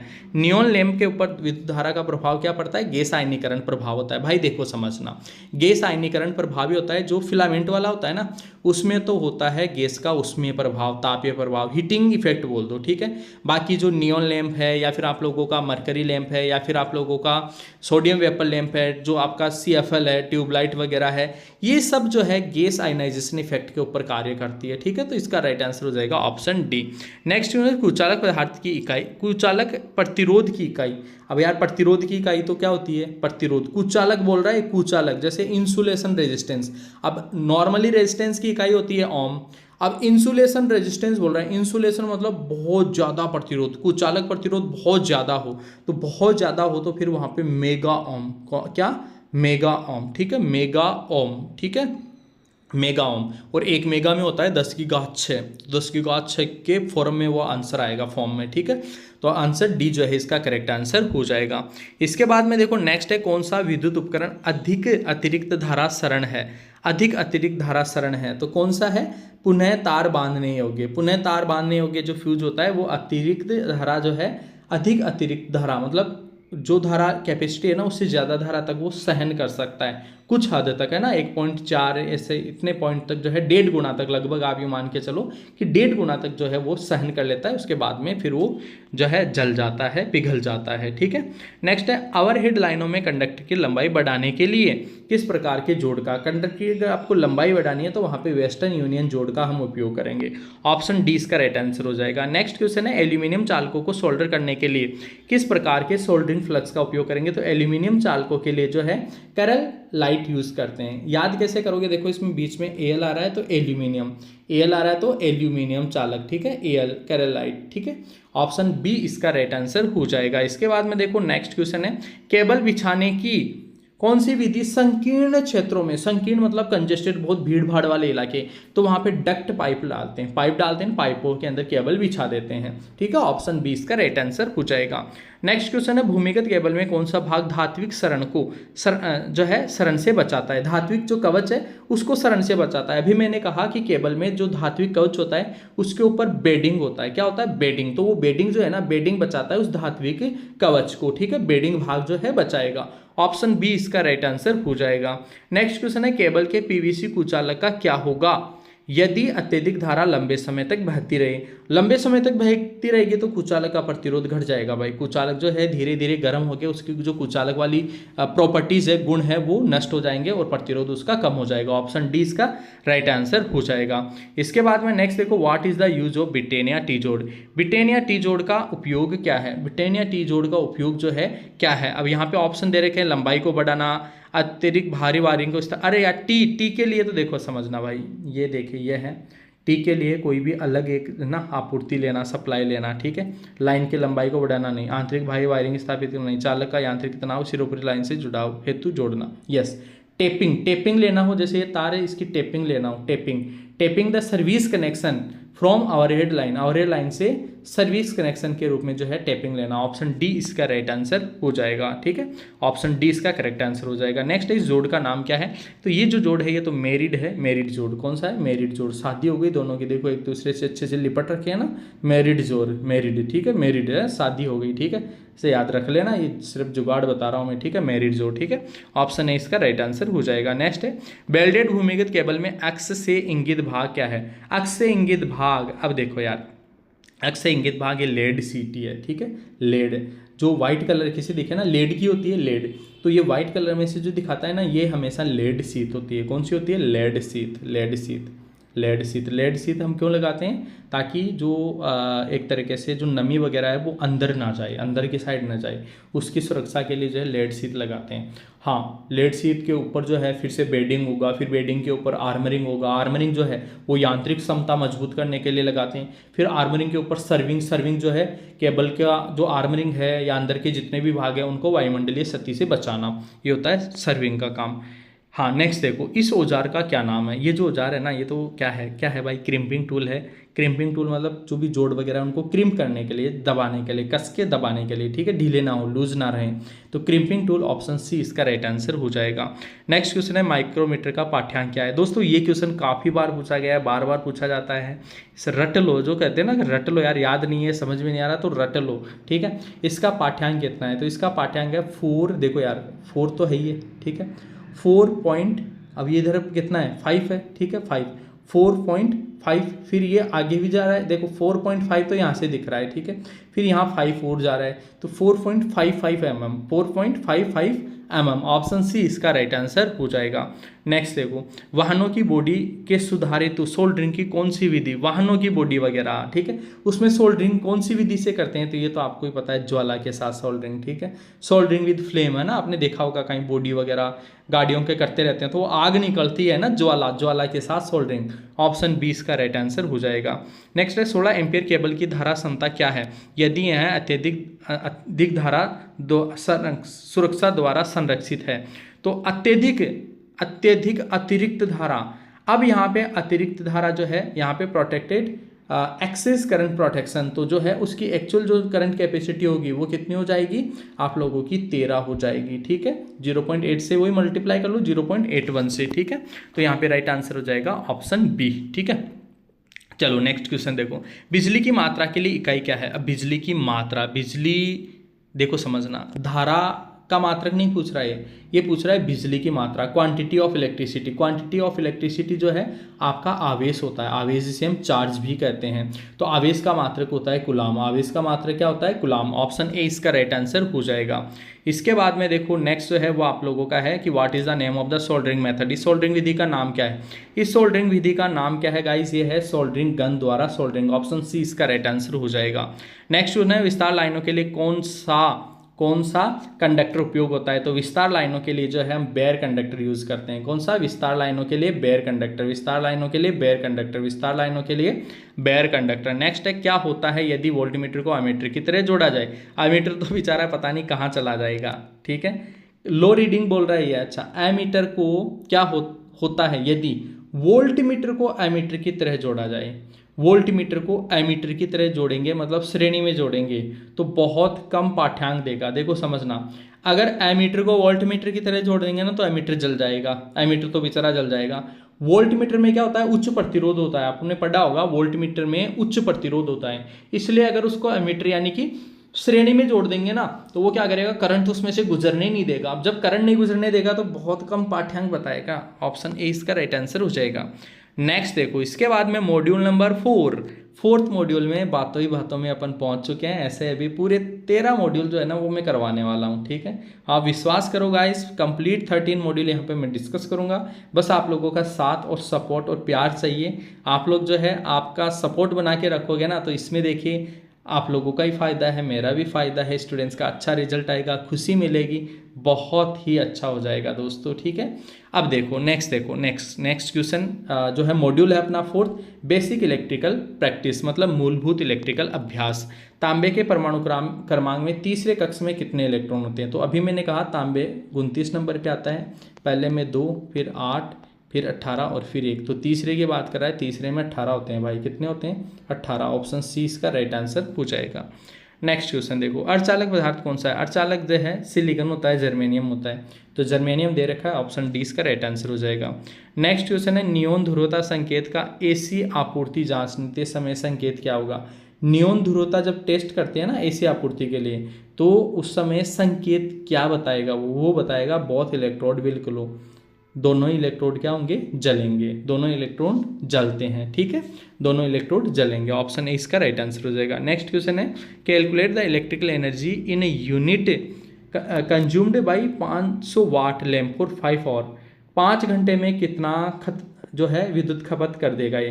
तो देखो यार क्या है, बहुत ईजी है। यूनिट में कैलकुलेट करने के लिए वाट को आप आवर से गुणा कर दो और 1000 का भाग लगा दो, क्योंकि यूनिट जो है ना यूनिट वो KWH में होती है। 1 KWH बराबर 1 यूनिट। अब किलोवाट आवर किलो में कन्वर्ट करने के लिए यहाँ पे 1000 का भाग लगाते हैं अपन। 2 जीरो से 2 जीरो गए, 25 बटा 10 तो कितना आया? 2.5, ठीक है। कितना आया? 2.5 यूनिट। ऑप्शन डी इसका राइट आंसर हो जाएगा। बहुत ईजी है भाई, यूनिट में कन्वर्ट करने के लिए मतलब उसको KWH में कन्वर्ट करना पड़ेगा, ठीक है। KWH का मतलब है W और H को गुणा कर दो, W मतलब वाट और H का मतलब आवर्स, ठीक है। और किलो में कन्वर्ट करने के लिए 1000 का भाग लगा दो, हो गई बात खत्म, ठीक है। नेक्स्ट देखो, नेक्स्ट है इसके बाद में अच्छा 100 वाट 250 वोल्ट से रेटेड बल्ब में गर्म प्रतिरोध का मान कितना होगा? देखो समझना यार, एक फॉर्मूला पढ़ा होगा आप लोगों ने, P बराबर VI भी पढ़ा होगा, P बराबर I² R भी पढ़ा होगा और P बराबर V² बटा R भी पढ़ा होगा। यहाँ से अगर R कैलकुलेट करना है तो ये दोनों चीज़ अपन यूज में लेंगे, ठीक है। तो R बराबर हो गया V² बटा P। तो V कितना है? V वोल्टेज है 250। अब 250 का स्क्वायर करोगे बटा आप 100, 250 का स्क्वायर करोगे तो आएगा 650, ठीक है। 625 भाई 25 का स्क्वायर कितना होता है? 625 और फिर 0 का डबल 0 बटे में 100। तो 2 जीरो से 2 जीरो कट गया, यहाँ पे बचेगा 625, ठीक है। तो 625 जो है ऑप्शन डी इसका राइट आंसर हो जाएगा। ये क्वेश्चन भी बहुत ईजी है अगर आप लोगों को फॉर्मूला पता है। फॉर्मूला मैंने यूज़ लिया P बराबर V² बटे R वाला। R अपन को चाहिए तो R को अपन इधर लाएंगे और ये V² यहीं रहेगा और P जो है उधर डिवाइड में चला जाएगा। तो R बराबर हो गया V² बटा P। ठीक है, इस फॉर्मूले से इसका आंसर निकल जाएगा। नेक्स्ट क्वेश्चन है, कौन सा नियम कहता है कि बंद विद्युत परिपथ में लगाया गया वोल्टेज पाथ के बराबर होता है? किरचॉफ का दूसरा नियम कहता है। ये कौन सा नियम कहता है? किरचॉफ का दूसरा नियम। पहला नियम क्या कहता है? किसी भी संधि बिंदु पर मिलने वाली सभी धाराओं का बीजगणितीय योग शून्य होता है, ऐसे कह दो। या फिर आने वाली धाराएं का योग जो है बीजगणितीय योग, वो उस संधि बिंदु से बाहर जाने वाली धाराओं के बीजगणितीय योग के बराबर होता है। और किरचॉफ का दूसरा नियम क्या कहता है? किसी बंद लूप में जितना वोल्टेज आपने आरोपित किया है उतना ही वोल्टेज उस पर ड्रॉप हो जाएगा। ठीक है, ये कहता है और आपका किरचॉफ का दूसरा नियम। ठीक है, या फिर समस्त विद्युत वाहक बलों का योग जो है वो शून्य होता है, ऐसा भी कह सकते हैं। विद्युत वाहक बल, आरोपित विद्युत वाहक बल और विभव पतन, उन सभी का बीजगणितीय योग शून्य होता है। ठीक है, दो अलग अलग शब्दों में जो है परिभाषाएं बोली जाती है। नेक्स्ट क्वेश्चन है यहाँ पे 200 वाट 240 वोल्ट के दो लैंप 240 आपूर्ति से श्रेणी में जोड़े हैं, तो कुल शक्ति ज्ञात करो। कुल शक्ति श्रेणी में जोड़े गए हैं गाइस, तो शक्ति जो है ना दोनों का गुणा बटे दोनों का योग हो जाएगी। ठीक है, दोनों का गुणा बटे दोनों का योग हो जाएगी। तो आप लोग इसे कैलकुलेट करोगे तो इसका राइट आंसर हो जाएगा अपना ऑप्शन बी। ठीक है, ऑप्शन बी इसका करेक्ट आंसर हो जाएगा। नेक्स्ट देखो, नेक्स्ट है ओम मीटर का पाठ्यांक खुले हुए R2 प्रतिरोध पर क्या होगा? खुले हुए R2 प्रतिरोध पर इसका जो है पाठ्यांक, वोल्ट मीटर का पाठ्यांक क्या होगा? ठीक है, ओम मीटर का पाठ्यांक खुला हुआ है तो क्या होगा भाई? खुला हुआ है तो इनफाइनाइट रहेगा। खुले परिपथ का प्रतिरोध हमेशा अनंत होता है, शॉर्ट सर्किट का प्रतिरोध हमेशा शून्य होता है। खुला हुआ है मतलब बीच में वायु है, तो उस वायु का प्रतिरोध एक तरीके से अनंत बताएगा वो। ठीक है, अनंत पाठ्यांक का संकेत देगा वो। ऑप्शन बी इसका राइट आंसर हो जाएगा। इसके बाद में देखो नेक्स्ट क्वेश्चन है आप लोगों के लिए, किसी चालक के प्रतिरोध में क्या अंतर होगा यदि उसके व्यास को दोगुना कर दिया जाए? व्यास को दोगुना कर देंगे तो प्रतिरोध क्या होगा? 4 गुना तक कम हो जाएगा। क्यों कम होगा? क्योंकि R बराबर फॉर्मूला होता है ρl बटा a स्क्वायर। ठीक है, ρl बटा एरिया, ए स्क्वायर नहीं, एरिया ही होगा। एरिया में क्या होता है? पाई R स्क्वायर आता है, एरिया में आता है पाई R स्क्वायर। R मतलब त्रिज्या है, तो त्रिज्या को बोल रहा है कि त्रिज्या व्यास दोगुना करेंगे तो त्रिज्या भी दोगुना हो जाएगी। अब दोगुना का नीचे जो है ए है, ए का मतलब है पाई R स्क्वायर। अब त्रिज्या दोगुनी हो रही है तो दोगुने का स्क्वायर होगा, तो 4 गुना कम हो जाएगा। 4 गुना क्या हो जाएगा? कम हो जाएगा। ठीक है, ρl बटा ए लिख दो, या फिर फॉर्मूला लिखो आप R बराबर ρl बटा पाई R स्क्वायर। देखो समझना, स्क्वायर इसमें आएगा, समझ पा रहे हो? ये एरिया क्या होता है? क्षेत्रफल होता है। तो क्षेत्रफल जो है ना, अनुप्रस्थ काट क्षेत्रफल, उसको पाई R स्क्वायर से लिखते हैं। अब जब त्रिज्या को हम दोगुना, व्यास को दोगुना मतलब त्रिज्या को दोगुना, अब दोगुने का स्क्वायर करेंगे तो 4 गुना, तो बट्टे में आ गया 4, तो इसलिए 4 गुना क्या हो गया? कम हो गया भाई, इसलिए 4 गुना कम हो गया। ऑप्शन बी क्या हो गया? इसका राइट आंसर हो गया। नेक्स्ट क्वेश्चन है, प्रतिरोध का नाम क्या है? तो ये तो आप बता ही दोगे प्रतिरोध कौन सा है? वायर बाउंड प्रतिरोध है। ठीक है, वायर बाउंड ऑप्शन बी में यहाँ पे ऑप्शन लिखा हुआ है, ऑप्शन बी इसका राइट आंसर हो जाएगा। इसके बाद में नेक्स्ट क्वेश्चन है कि प्रतिरोध का मान बताए। कलर कोडिंग विधि से B Roy Great Britain very good बर्कर वाला जो टेबल है, सारणी है, उससे आप लोगों को कैलकुलेट करना है। आपको खुद से कैलकुलेट करना है guys. B Roy Great Britain है ना, थोड़ा सा आपको जो टेबल है ना, सारणी है, उसका इस्तेमाल करके फिर इसका आंसर कैलकुलेट करना है। बहुत इजीली आप कैलकुलेट कर सकते हो। इसका राइट आंसर हो जाएगा अपना ऑप्शन बी। ठीक है, नेक्स्ट देखो, ये यहाँ पे जो है व्हीटस्टोन ब्रिज वाला है। व्हीटस्टोन ब्रिज के लिए देखिए मैं आप सभी को बताना चाहूँगा, व्हीटस्टोन ब्रिज में जो है आप लोगों को पता होना चाहिए, ये वाला जो है ना, ये बटा ये P/Q बराबर R/S। ठीक है, ये वैल्यूज आप सही से पुट करो और इसका आंसर कैलकुलेट करो। बहुत ही इजी है भाई। ये अज्ञात है ये वाला, यानी कि एस अज्ञात है, बाकी तीनों जगह आप मान रख दो, कन्फर्म है इसका राइट आंसर जो है आपका ये आ जाएगा। ठीक है, बाकी सब की वैल्यूज दे रखी है यहाँ पे, PAB की भी दे रखी है। PAB देखो ये रहा, यानी कि इसकी 500 वैल्यूज दे रखी है, 500। ठीक है, 500। फिर बटा में यहाँ पे QBC ये दे रखा है, तो ये जो है आप लोगों का कितना है? 300 है, ये 300 आ जाएगा। फिर इसके बाद में जो है आप लोगों का दे रखा है ये वाला वैल्यू जो है वो कितना दे रखा है आप लोगों का? 15 वाट। यहाँ पे PAB QBC, और नेक्स्ट जो है आप लोगों का यहाँ पे 15 दे रखा है, तो 15 जो है आप लोग यहाँ पे वैल्यू रख दोगे। मैं एक बार करके दिखा देता हूँ आप लोगों को इसको। 500 इज इक्वल टू यहाँ पे 300 दे रखा है, यहाँ पे दे रखा है 15, और यहाँ पे जो है आप लोगों को कैलकुलेट करना है। RDC का मान जो है आप लोगों को ज्ञात करना है, ठीक है, इसका मान आप लोगों को ज्ञात करना है। अब इसको सिंप्लीफाई करोगे तो R इधर आ जाएगा, 15 उधर ऊपर जाएगा, तो R इज इक्वल टू 300 गुणा 15/500, 2 जीरो से 2, 5 तिया 15, 3 को 3 से गुणा करेंगे, 3 को 3 से गुणा करेंगे तो 9 आएगा। आप देखो 9 आ गया ना, ऑप्शन बी में 9, ठीक है। इजी क्वेश्चन है, टफ नहीं है। नेक्स्ट क्वेश्चन है, किस पदार्थ में ऋणात्मक ताप प्रसार गुणांक होता है? ऋणात्मक ताप प्रसार गुणांक होता है कुचालकों में, ठीक है। अर्धचालक जो होते हैं उनमें भी ऋणात्मक ताप प्रसार गुणांक होता है, और जो कुचालक पदार्थ होते हैं उनमें भी ऋणात्मक ताप प्रसार गुणांक होता है। अब यहाँ पे देखो जो है कुचालक आप लोगों का यूरिया का मिश्र धातु है, चालक की एक तरीके से तांबा चालक है, मैग्नीज चालक है, ठीक है। माइका अभ्र कुचालक है, इसलिए इसका ऋणात्मक ताप प्रसार गुणांक हो जाएगा। ऑप्शन है इसका राइट आंसर। नेक्स्ट है, ओम के नियम से संबंधित विद्युत राशियां कौन सी है? ओम के नियम में तो V बराबर IR होता है, तो V बराबर IR वोल्टेज, करंट और प्रतिरोध। ऑप्शन सी में है करंट, वोल्टेज और प्रतिरोध, ठीक है। तीनों राशियां इसी में दे रखी है, तो ऑप्शन सी इसका राइट आंसर हो जाएगा। नेक्स्ट है, calculate the value of resistance R2 in the parallel circuit.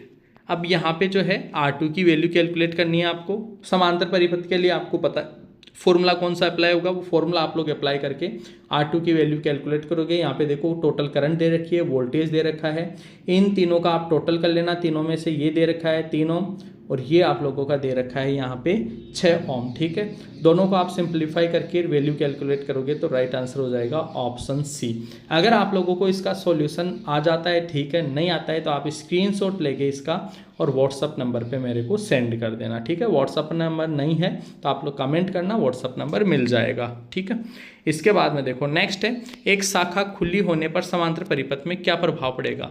भाई समांतर जो परिपथ है ना, उसमें no current will flow in that branch, उस शाखा में कोई धारा नहीं बहेगी। अब वो शाखा खुली होगी, तो उस शाखा में किसी प्रकार का कोई करंट नहीं बहेगा। प्रतिरोधकता की इकाई, रेजिस्टिविटी की इकाई क्या होती है? ओम मीटर या फिर ओम सेंटीमीटर होती है। ऑप्शन सी इसका राइट आंसर हो जाएगा। नेक्स्ट है, इसके बाद में सर्किट ब्रेकरों में आर्क समन सुरक्षा के लिए किस प्रकार के प्रतिरोध, आर्क समन, आर्क क्वेंचिंग के लिए हम किस प्रकार के प्रतिरोध का उपयोग करते हैं? वहां पे किस प्रकार के प्रतिरोध का? ऑप्शन ए दे रखा है वेरिएस्टर, ऑप्शन सी है सेंसिस्टर, ऑप्शन सी है थर्मिस्टर, और ऑप्शन डी है आपका लाइट डिपेंडेंट रेसिस्टर, ठीक है। 4 ऑप्शन दे रखे हैं, देखो समझना यार, समझना, इस क्वेश्चन को रटने की जरूरत नहीं है। Arc quenching protection, arc quenching protection जो होती है ना, उसमें क्या होता है, एक तरीके से प्रतिरोध जो है, आर्क मतलब एक तरीके से आर्क आएगी, आर्क मतलब होता है चिंगारी, तो उसमें क्या होता है कि उसका प्रतिरोध काफ़ी ज़्यादा चेंज होता है अचानक से, ठीक है। चेंज मतलब एक तरीके से वेरिएशन आता है उसमें, वेरिएशन उस कंडीशन में जो है वेरिएस्टर्स का हम यूज़ करते हैं। किसका यूज़ करते हैं? वेरिएस्टर्स का, ठीक है। तो ऑप्शन ए इसका राइट आंसर हो जाएगा। नेक्स्ट है, इसके बाद में इस प्रतिरोध का मान ज्ञात करना है, कलर कोडिंग मेथड से आप लोगों को खुद से करना है। नेक्स्ट क्वेश्चन है, श्रेणी परिपथ का क्या उपयोग है? श्रेणी परिपथ का उपयोग देखिए यहाँ पे क्या होता है, श्रेणी परिपथ। अब वोल्टमीटर का संयोजन समांतर में, घर में प्रकाश के समांतर में, एमीटर में संट है तो समांतर में। वोल्टमीटर का मल्टीप्लायर, अगर मल्टीप्लायर मतलब उसकी सीमा बढ़ाने के लिए, तो वोल्टमीटर की जब कभी भी सीमा बढ़ाते हैं ना, तो उसके श्रेणी में एक प्रतिरोध जोड़ देते हैं, ठीक है। उसके श्रेणी में क्या जोड़ते हैं? एक प्रतिरोध जोड़ते हैं उच्च मान का, ठीक है। तो ये श्रेणी में जोड़ेंगे तो यही जो है इसका उपयोग होगा, multiplier resistor of A voltmeter. Option D इसका करेक्ट आंसर हो जाएगा। श्रेणी परिपथ में खुले हुए प्रतिरोध पर क्या प्रभाव पड़ेगा? अरे भाई, श्रेणी परिपथ में खुले हुए प्रतिरोध, खुले हुआ अगर श्रेणी में हो जाएगा ना, तो पूरे सर्किट में ही करंट जो है वो बाधित हो जाएगी। खुले प्रतिरोध के दोनों ओर कुल आपूर्ति वोल्टता दिखेगा। हाँ, एक तो देखो ये धारा के रेस्पेक्ट में इसने पूछा नहीं है। अगर मान लो वोल्टेज के लिए इसने पूछ रहा है, तो जैसे मान लो यार ऐसा है, ये प्रतिरोध है, फिर यहाँ से बीच वाला प्रतिरोध एक खुल गया, ठीक है, फिर ये प्रतिरोध है। अब आप यहाँ पे ऐसे वोल्टेज सप्लाई कुछ आरोपित कर रहे हो, तो यहाँ है ना, आपको क्या दिखेगा? यहाँ पे जो आरोपित आपने वोल्टेज किया है ना, वो पूरा वोल्टेज यहाँ पे दिखेगा जो खुला हुआ टर्मिनल से, ठीक है। इसीलिए इसका राइट आंसर जो है ऑप्शन सी हुआ। Total supply voltage will appear across the open resistor, खुले प्रतिरोध के दोनों ओर कुल आपूर्ति वोल्टेज दिखेगा। ऑप्शन सी इसका राइट आंसर हो जाएगा। नेक्स्ट है, calculate the resistance values R3 की वैल्यू आपको कैलकुलेट करनी है। यहाँ पे सारी वैल्यूज गिवन है, थोड़ा सा साफ आप लोगों को नहीं दिख रहा होगा, ये 4 ओम है, 6 ओम है, और इसकी वैल्यू आप लोगों को कैलकुलेट करनी है। 24 वोल्ट है और ये 12 एम्पियर है, ठीक है। फॉर्मूला आप अप्लाई करोगे और यहाँ पे इसकी वैल्यू कैलकुलेट करोगे। अगर फिर भी नहीं आता है तो मैंने कहा आप लोग इस क्वेश्चन का भी जो है स्क्रीनशॉट लेके मेरे को व्हाट्सअप कर देना, सॉल्यूशन भी मैं आप लोगों को एक्सप्लेन कर दूंगा। नेक्स्ट देखो यार, नेक्स्ट है परिपथ पर क्या प्रभाव होगा यदि, इस परिपथ पर क्या प्रभाव होगा यदि ए बी को शॉर्ट कर दें।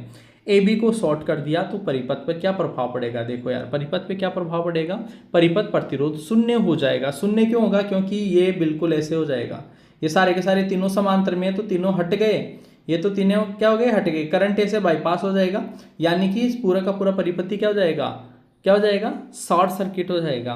तो शॉर्ट सर्किट हो गया तो करंट ऐसे चला जाएगा। शॉर्ट सर्किट में प्रतिरोध बहुत कम, धारा का मान अनंत, यानी परिपथ का प्रतिरोध क्या हो जाएगा, शून्य हो जाएगा। Circuit resistance will be zero, परिपथ में प्रतिरोध क्या हो जाएगा, शून्य हो जाएगा। इसलिए ऑप्शन ए इसका राइट आंसर हुआ। नेक्स्ट क्वेश्चन है, यदि तापमान में वृद्धि के साथ प्रतिरोध, इसका प्रतिरोध मान बढ़ता है तो प्रतिरोध का नाम क्या है। प्रतिरोध का नाम क्या है, वो सेंसिस्टर कहलाता है। तापमान में वृद्धि के साथ प्रतिरोध भी बढ़ेगा, सेंसिस्टर कहलाएगा। क्या कहलाएगा, सेंसिस्टर। यानी कि बाकी तीन जो है ना, इन तीनों का तापमान बढ़ने पे प्रतिरोध घटता है, ठीक है। ये चीज़ आप लोग याद रखना। नेक्स्ट है विद्युत ये क्वांटिटी ऑफ इलेक्ट्रिसिटी जो है, इसका फॉर्मूला क्या है, विद्युत मात्रा Q बराबर होता है I गुणा T, मतलब धारा गुणा समय, करंट गुणा टाइम, धारा गुणा समय। ऑप्शन ए में ही है, ऑप्शन ए इसका राइट आंसर हो जाएगा। नेक्स्ट क्वेश्चन है चालकता, कंडक्टेंस का इकाई। अब कंडक्टेंस जो है ना, कंडक्टेंस देखो समझिएगा, कंडक्टेंस जो है रेजिस्टेंस का उल्टा होता है। तो कंडक्टेंस का जो इकाई है रेजिस्टेंस का होता है ओम, रेजिस्टेंस ओम का उल्टा होगा महो। तो ऑप्शन ए इसका राइट आंसर हो जाएगा, ठीक है।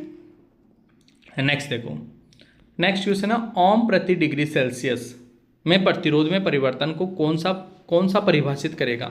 तो गाइस ये ताप गुणांक होता है। ओम प्रति डिग्री सेल्सियस, 1 डिग्री सेल्सियस तापमान में परिवर्तन के कारण प्रतिरोध के मान में हुई जो चेंजेस है, परिवर्तन है, वृद्धि है या कमी है, उसको हम तापमान गुणांक कहते हैं। क्या कहते हैं, तापमान गुणांक कहते हैं। ऑप्शन डी इसका राइट आंसर हो जाएगा। नेक्स्ट क्वेश्चन है बैटरी की ध्रुवता जांचने के लिए, बैटरी की ध्रुवता जांचने के लिए किस प्रकार का मीटर प्रयोग किया जाता है। बैटरी की ध्रुवता जांचने के लिए हम moving coil, MC type, moving coil जो है डीसी है, याद देखो बैटरी है डीसी और डीसी में एमसी टाइप वाले उपकरण उपयोग में लेते हैं। एमसी मतलब मूविंग कॉइल वाले जो है इंस्ट्रूमेंट हम यूज में लेते हैं, इसलिए इसका राइट आंसर हुआ ऑप्शन बी, ठीक है। नेक्स्ट क्वेश्चन जो है इसका आंसर आप लोग खुद से निकालोगे। श्रेणी में प्रतिरोध R2 के वोल्टेज मान का वोल्टेज पात का मान बताइए, ठीक है। नेक्स्ट है श्रेणी परिपथ का क्या उपयोग है। श्रेणी परिपथ का उपयोग क्या है, अभी मैंने आप लोगों को बताया था, ठीक है। अब यहाँ पे ऑप्शन अलग है थोड़े से। तो फ्यूज जो है, फ्यूज हमेशा श्रेणी में जोड़ते हैं, इसलिए इसका राइट आंसर हो गया ऑप्शन ए, ठीक है। इसके बाद में देखो नेक्स्ट जो क्वेश्चन है वो है आप लोगों का कि 1 ओम से 100 किलो ओम तक मापन हेतु कौन सी विधि, 1 ओम से 100 किलो ओम के लिए जो है हम कौन सी यूज में लेते हैं, kelvin bridge method, kelvin bridge method, ठीक है। 1 ओम से 100 किलो ओम तक केल्विन ब्रिज। अच्छा एक सेकेंड समझना, ये क्वेश्चन जो है ना थोड़ा सा देखो मिस्टेक है इस क्वेश्चन में। Which method is use for measuring 1 ohm to 100 kilo ohm, इसमें देखो ये नहीं आएगा भाई, कंफर्म है, यह ऑप्शन जो है आप लोगों का गलत है। केल्विन ब्रिज मेथड जो है वो यूज़ करते हैं 1 ओम से कम मान का प्रतिरोध का मापन करने के लिए, तो ये क्वेश्चन गलत है, ठीक है। आप ये चीज़ कंफर्म कर लेना, बाकी ये 100% जो इसका आंसर बी होगा ही नहीं। नेक्स्ट देखो, इसके बाद में है विशिष्ट प्रतिरोध की एसआई इकाई क्या है। विशिष्ट प्रतिरोध की एसआई इकाई क्या होती है, अभी में थोड़ी देर पहले भी आया था ऐसा क्वेश्चन, ओम मीटर होती है, ओम मीटर। नेक्स्ट क्वेश्चन है कौन सी विद्युत राशि चालक में ऊष्मा उत्पन्न को प्रभावित करती है। कौन सी राशि है जो चालक में ऊष्मा उत्पन्न को प्रभावित करेगी। तो ऊष्मा जो उत्पन्न होती है ना वो होती है H बराबर आई स्क्वायर आर टी, H बराबर आई स्क्वायर आर टी। तो धारा भी करती है, प्रतिरोध भी और टाइम भी। अब यहाँ पे देखो क्या दे रखा है, धारा का वर्ग आई स्क्वायर, ठीक है, आई स्क्वायर आर टी, तो धारा का वर्ग। ऑप्शन बी में सही आंसर दे रखा है, ऑप्शन बी इसका करेक्ट आंसर हो जाएगा। नेक्स्ट क्वेश्चन है चालक के प्रतिरोध के मान में क्या परिवर्तन होगा अगर इसका अनुप्रस्थ काट क्षेत्रफल 2 गुना कर दें। अनुप्रस्थ काट क्षेत्रफल अगर 2 गुना कर देंगे तो वो 2 गुना कम हो जाएगा। देखो व्यास 2 गुना करेंगे तो 4 गुना कम होगा, और सिर्फ अनुप्रस्थ काट क्षेत्रफल अगर 2 गुना कर रहे हैं तो फिर वो 2 गुना ही कम हो जाएगा। ऑप्शन बी इसका राइट आंसर हो जाएगा। इसके बाद में देखें नेक्स्ट जो है वो है आप लोगों का मॉड्यूल नंबर 5, ठीक है। मॉड्यूल नंबर 5 का नाम है मैग्नेटिज्म एंड कैपेसिटर, चुंबकत्व एवं संधारित्र। अभी 4 मॉड्यूल अपने कंप्लीट हो चुके हैं, ये 5वां मॉड्यूल स्टार्ट हो रहा है। ऐसे धीरे धीरे अभी देखना कंप्लीट 13 मॉड्यूल जो है मैं आप लोगों को बताने वाला हूँ। नेक्स्ट देखो, परिपथ की कुल धारिता की गणना करूँ। अब श्रेणी में है, श्रेणी में 30, 10, 30 है, ठीक है, 30, 10 और 30 है। कुल धारिता ज्ञात करनी है, तो श्रेणी में जो कुल धारिता होती है ना, 1/c बराबर 1/30 प्लस 1/10 प्लस 1/30, ये होगा। एलसीएम आएगा इसका 30, 1 प्लस 3 प्लस 1, ये हो गया 5/30। अब कुल चाहिए तो उल्टा करेंगे, यानी c बराबर हो जाएगा 30/5, यानी कि 6 माइक्रोफेरेड। आंसर कौन से ऑप्शन में? ऑप्शन बी में 6 माइक्रोफेरेड इसका करेक्ट आंसर हो जाएगा। धारिता की इकाई तो फेरेड होती है, सो ऑप्शन सी इसका राइट आंसर हो गया। नेक्स्ट क्वेश्चन है, एक संधारित्र का धारिता मान क्या होगा यदि 35 वोल्ट के लिए 0.5 कूलाम आवेश की आवश्यकता हो। देखो समझिएगा कैसे क्वेश्चन आंसर होगा इसका। Q बराबर होता है CV। पूछ क्या रहा है, संधारित्र का धारिता मान क्या होगा। अब यहाँ वोल्टेज दे रखा है और आवेश दे रखा है, और C पूछ रहा है, तो C बराबर होता है Q/V। तो आवेश कितना है 0.5/35। अगर इसको आप सिंप्लीफाई करोगे दोस्तों, 0.5 में 35 का भाग दोगे, तो ऑप्शन ए इसका करेक्ट आंसर हो जाएगा। ठीक है, नेक्स्ट क्वेश्चन देखो, संधारिता के मान को कैसे कम किया जाता है। देखो समझना, एक फॉर्मूला होता है C बराबर ε0 A/D। ए क्या होता है, प्लेटों का क्षेत्रफल, डी होती है प्लेटों के बीच की दूरी, ठीक है, और एप्सिलॉन होता है विद्युतशीलता माध्यम की, जो परावैद्युतिक पदार्थ होता है उसकी विद्युतशीलता। अब अगर आप लोगों को क्या करना है, संधारित्र में मान को कैसे कम किया जाता है। धारिता के मान को कम करना है तो इसको बढ़ा देंगे तो ये कम हो जाएगा, या फिर प्लेटों के क्षेत्रफल को कम कर दो। 2 उपाय है अपने पास में, प्लेटों का क्षेत्रफल कम कर दो या प्लेटों के बीच की दूरी को बढ़ा दो। अब यहाँ पे देखो ऑप्शन सी में लिखा हुआ है कि प्लेटों के मध्य की दूरी को बढ़ाकर, इसलिए इसका राइट आंसर हो जाएगा अपना ऑप्शन सी। पराचुंबकीय पदार्थ कौन सा है, पराचुंबकीय पदार्थ तो जल है, वाटर है, ऑप्शन सी इसका राइट आंसर हो गया। कौन सा कारक विद्युत चुंबक की ध्रुवता को प्रभावित करता है। विद्युत चुंबक, इलेक्ट्रोमैग्नेट जो है, इलेक्ट्रोमैग्नेट आपने जो बनाया है, इसकी ध्रुवता मतलब एक तरफ नॉर्थ पोल बनता है, एक तरफ साउथ पोल बनता है। अगर आप करंट की डायरेक्शन को चेंज कर दोगे ना, तो दूसरी तरफ साउथ बनेगा और नॉर्थ बनेगा। ठीक है, तो इसका राइट आंसर हो जाएगा करंट की दिशा। धारा की दिशा अगर आपने चेंज कर दी, ऐसे है, फिर धारा की दिशा चेंज कर दी, तो इसकी ध्रुवता भी बदल जाएगी, ध्रुवता बदल जाएगी। करंट की दिशा के ऊपर ही निर्भर करती है ध्रुवता। ठीक है, तो ऑप्शन बी इसका राइट आंसर हो जाएगा। इसके बाद में देखो, चुंबकीय वाहक बल एमएमएफ की इकाई क्या होती है दोस्तों। एमएमएफ जो है वो होता है आप लोगों का एमएमएफ, मैग्नेटोमोटिव फोर्स। ठीक है, ये होता है नंबर ऑफ टर्न्स एन गुणा करंट। तो करंट का मात्रक होता है एम्पियर, और ये है टर्न, एम्पियर टर्न इसकी इकाई हो जाती है। ऑप्शन सी इसका राइट आंसर आ जाएगा। परमियंस की इकाई क्या होती है दोस्तों, रिलक्टेंस का व्युत्क्रम होता है परमियंस। ठीक है, अब देखिए यहाँ पे जो रिलक्टेंस होता है, मैग्नेटिक जो रेजिस्टेंस होता है रिलक्टेंस, इसकी इकाई जो होती है वो होती है एम्पियर टर्न प्रति वेबर, एम्पियर टर्न प्रति वेबर। और रिलक्टेंस का जो है इसका व्युत्क्रम उल्टा होता है परमियंस, तो इसकी जो व्युत्क्रम है ना वो हो जाएगी वेबर प्रति ampere turn, weber per ampere turn. इसीलिए इसका राइट आंसर हो गया option B, weber per ampere turn. Option B इसका राइट आंसर हो जाएगा। नेक्स्ट क्वेश्चन है इसके बाद में, परिनालिका में कुंडली क्षेत्र की दिशा खोजने के लिए कौन सा नियम। तो वहाँ पे तो दाहिने हाथ की हथेली का नियम लगाते हैं, तो सभी को पता होगा। हाँ, परिनालिका में कुंडली क्षेत्र की दिशा खोजने के लिए, परिनालिका ये है, इसमें कुंडली क्षेत्र की दिशा, जो चुंबकीय क्षेत्र उत्पन्न होगा ना, वो कौन सी दिशा में जा रहा है, ये खोजने के लिए हम दाहिने हथेली का नियम उपयोग में लेते हैं। ऑप्शन बी इसका राइट आंसर हो जाएगा। नेक्स्ट क्वेश्चन है, श्रृंखला में विभिन्न वोल्टेज रेटिंग संधारित्र को जोड़ने से पहले क्या सावधानी बरतनी चाहिए।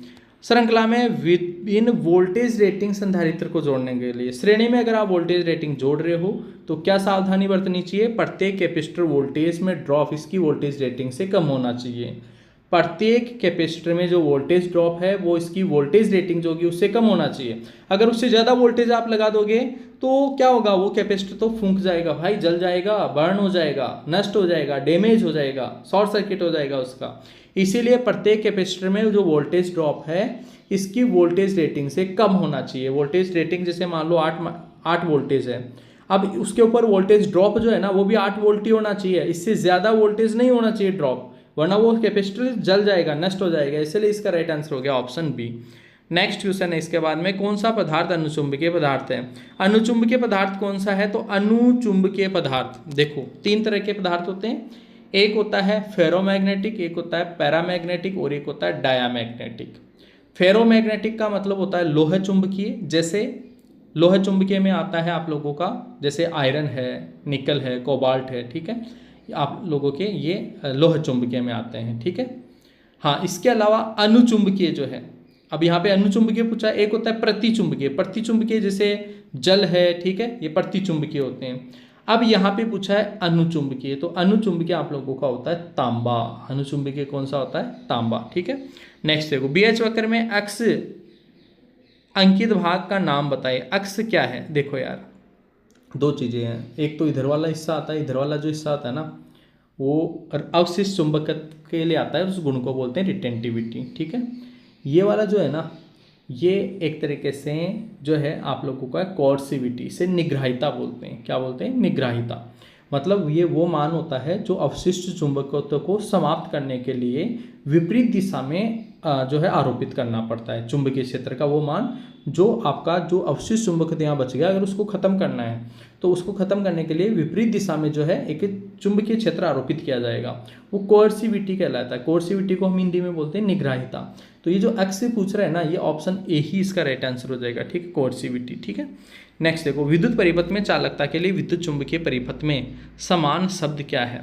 विद्युत परिपथ में चालकता, चालकता के लिए भी मैंने कहा परमियंस होता है। जैसे प्रतिरोधों में प्रतिरोध का उल्टा कंडक्टेंस चालकता होता है, वैसे ही चुंबकीय परिपथों में ये परमियंस कहलाता है। परमियंस मतलब जो चुंबकीय प्रतिरोध है, चुंबकीय प्रतिरोध मतलब रिलक्टेंस, उस रिलक्टेंस का व्युत्क्रम जो है वो परमियंस होता है, ठीक है। क्या होता है? परमियंस।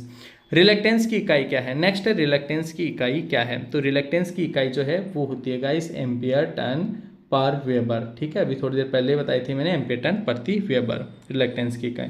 नेक्स्ट जो है ये तो फॉर्मूला भी मैंने बता दिया आप लोगों को, ठीक है।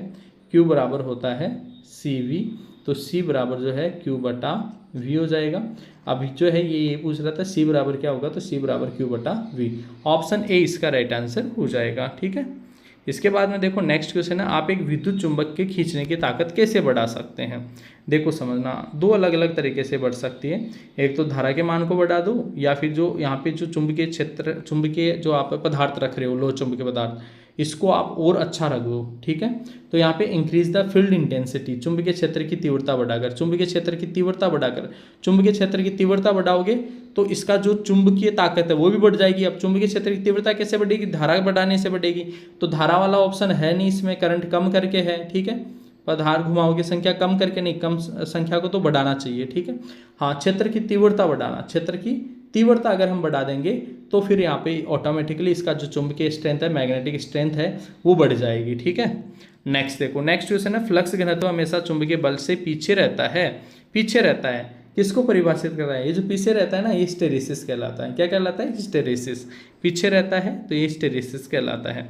चुंबकीय क्षेत्र में रखी गई आसपास की धातु पर क्या प्रभाव पड़ता है? वो खुद चुंबकित हो जाती है। क्या हो जाएगी? चुंबकित, ठीक है। हाँ, अब देखो ऑप्शन में है नहीं चुंबकित हो जाएगी, तो चुंबकीय क्षेत्र में कोई भी धातु का टुकड़ा रखोगे तो उसमें एक भंवर धाराएं उत्पन्न होती है, ये आपने पढ़ा होगा। भंवर धारा वाला ऑप्शन दे रखा है, तो एडी करंट वाला जो है राइट आंसर हो जाएगा। क्योंकि ये जो चुंबकीय क्षेत्र है ना, जब इसको काटेगा तो फिर आड़े के विद्युत चुंबकीय प्रेरण से इसमें विद्युत वाहक बल बनेगा इस आयरन पीस में, ठीक है, इस धातु के टुकड़े में, धातु के बीच में। उस प्रेरित विद्युत वाहक बल के कारण इसमें कुछ धाराएं उत्पन्न होगी जिन्हें हम भंवर धाराएं कहेंगे, ठीक है। ऑप्शन सी इसका राइट आंसर हो जाएगा। नेक्स्ट क्वेश्चन है, वायु कैपेसिटर का उपयोग किस उपकरण में किया जाता है? एयर कैपेसिटर का उपयोग तो देखो यार काफी बार ये क्वेश्चन पूछा हुआ है, रेडियो रिसीवर में किया जाता है। नेक्स्ट क्वेश्चन है इसके बाद में, पराचुंबकीय पदार्थ कौन सा है? तो पराचुंबकीय पदार्थ जो है डायामैग्नेटिक। मैंने कहा जो जल है वो भी डायामैग्नेटिक होता है। अभी देखिए यहाँ पे लकड़ी लिखा हुआ है, तो लकड़ी भी आपका डायामैग्नेटिक मटेरियल ही होता है, ठीक है, ऑप्शन ए इसका राइट आंसर हो जाएगा। नेक्स्ट है फ्लक्स घनत्व की एसआई इकाई क्या होगी। तो फ्लक्स घनत्व की एसआई इकाई तो आप बता ही दोगे, टेस्ला होती है फ्लक्स घनत्व की एसआई इकाई, वेबर पर मीटर स्क्वायर, उसको एसआई इकाई में टेस्ला कहते हैं, ठीक है, क्या कहते हैं, टेस्ला कहते हैं, ऑप्शन ए इसका राइट आंसर हो जाएगा। नेक्स्ट है what indicates the shape of BH curve. पदार्थ का बीएच वक्र जो है का आकार क्या दर्शाता है। बीएच वक्र का आकार क्या बताएगा भाई, उसकी प्रॉपर्टीज, मैग्नेटिक प्रॉपर्टीज को बताता है, वो चुंबकीय जो उसकी विशेषताएं होती है, पदार्थ की चुंबकीय विशेषताएं उनको बताता है, ठीक है। नेक्स्ट क्वेश्चन है कौन सी विद्युत मात्रा सीधे भंवर धारा के समानुपाती होती है। सीधे भंवर धारा के समानुपाती जो है वो होती है फ्रीक्वेंसी, क्या होती है, फ्रीक्वेंसी, ऑप्शन सी इसका राइट आंसर होगा। नेक्स्ट क्वेश्चन है परमेबिलिटी के लिए परिवर्तित होने का कारण क्या है। परमेबिलिटी के परिवर्तन होने का कारण होता है फ्लक्स घनत्व। फ्लक्स घनत्व परमेबिलिटी जो है म्यू बराबर बी बटा एच, तो फ्लक्स घनत्व ये है, ठीक है, फ्लक्स घनत्व है, ठीक है, तो फ्लक्स घनत्व में परिवर्तन होगा तो इसमें भी क्या हो जाएगा, परिवर्तन हो जाएगा, ऑप्शन 20 का राइट आंसर हो जाएगा। नेक्स्ट क्वेश्चन है किस प्रकार का संधारित्र अंतरिक्ष इलेक्ट्रॉनिक्स के लिए उपयोगी है। तो अंतरिक्ष इलेक्ट्रॉनिक्स के लिए जो है आप लोगों का इलेक्ट्रोलाइटिक टेंटलम का प्रकार का कैपेसिटर जो है वो आप लोगों को उपयोगी होता है। काफी बार ये क्वेश्चन पूछा गया गाइस, याद रख लेना इसे, ऑप्शन डी इसका करेक्ट आंसर हो जाएगा। इसके बाद में देखिए नेक्स्ट जो है अपने पास में है मॉड्यूल नंबर 6। मॉड्यूल नंबर 6 का नाम है एसी सर्किट। बहुत ही इंपॉर्टेंट है ये क्वेश्चन, काफ़ी इस चैप्टर से भी पूछे जाते हैं गाइस। एसी परिपथ वाले इस मॉड्यूल का फर्स्ट क्वेश्चन अपने सामने है, प्रेरकत्व कुंडली का प्रतिरोध क्या होगा। यदि वोल्टेज दे रखा है, करंट दे रखा है, फ्रिक्वेंसी दे रखी है और शक्ति गुणांक दे रखा है। दोस्तों इस क्वेश्चन को सॉल्व करने के लिए सबसे पहले आप लोगों को पावर ज्ञात करना है, P बराबर वी आई कोस फाई, ठीक है, वोल्टेज दे रखा है, करंट दे रखा है और कोस फाई भी दे रखा है, कोस फाई मतलब शक्ति गुणांक 0.8, ठीक है। तीनों चीज़ें कैलकुलेट करोगे, ये तीनों वैल्यूज आप पुट करोगे, यहाँ पे रखोगे तीनों का मान, तो यहाँ पे पावर निकल के आ जाएगा, ठीक है। अब P बराबर होता क्या है, P बराबर एक फॉर्मूला आप लोगों ने पढ़ रखा है आई स्क्वायर आर, तो R बराबर होता है P बटा आई स्क्वायर इस फॉर्मूले से, ठीक है। अब R ही हमें कैलकुलेट करना है, तो P का मान रख दोगे यहाँ से जो भी आएगा, और करंट जो है इसका मान दे रखा है 5 का स्क्वायर कर दोगे। जैसे आप वैल्यूज पुट करोगे, सिंप्लीफाई करोगे तो आंसर आ जाएगा भाई 42.5 वाट, ठीक है। वाट एक्चुअल में ये ओम में आएगा आंसर, बट यहाँ पे दे रखा है, कोई नहीं, इट्स ओके। 42.5 जो है इसका आंसर आ जाएगा ओम में, ठीक है, ऑप्शन बी जो है इसका करेक्ट आंसर होगा। ससेप्टेंस देखो यार, ससेप्टेंस एक होता है रिएक्टेंस और रिएक्टेंस का उल्टा होता है ससेप्टेंस। रिएक्टेंस एक्स होता है, रिएक्टेंस का जो मात्रक होता है वो ओम होता है, ठीक है।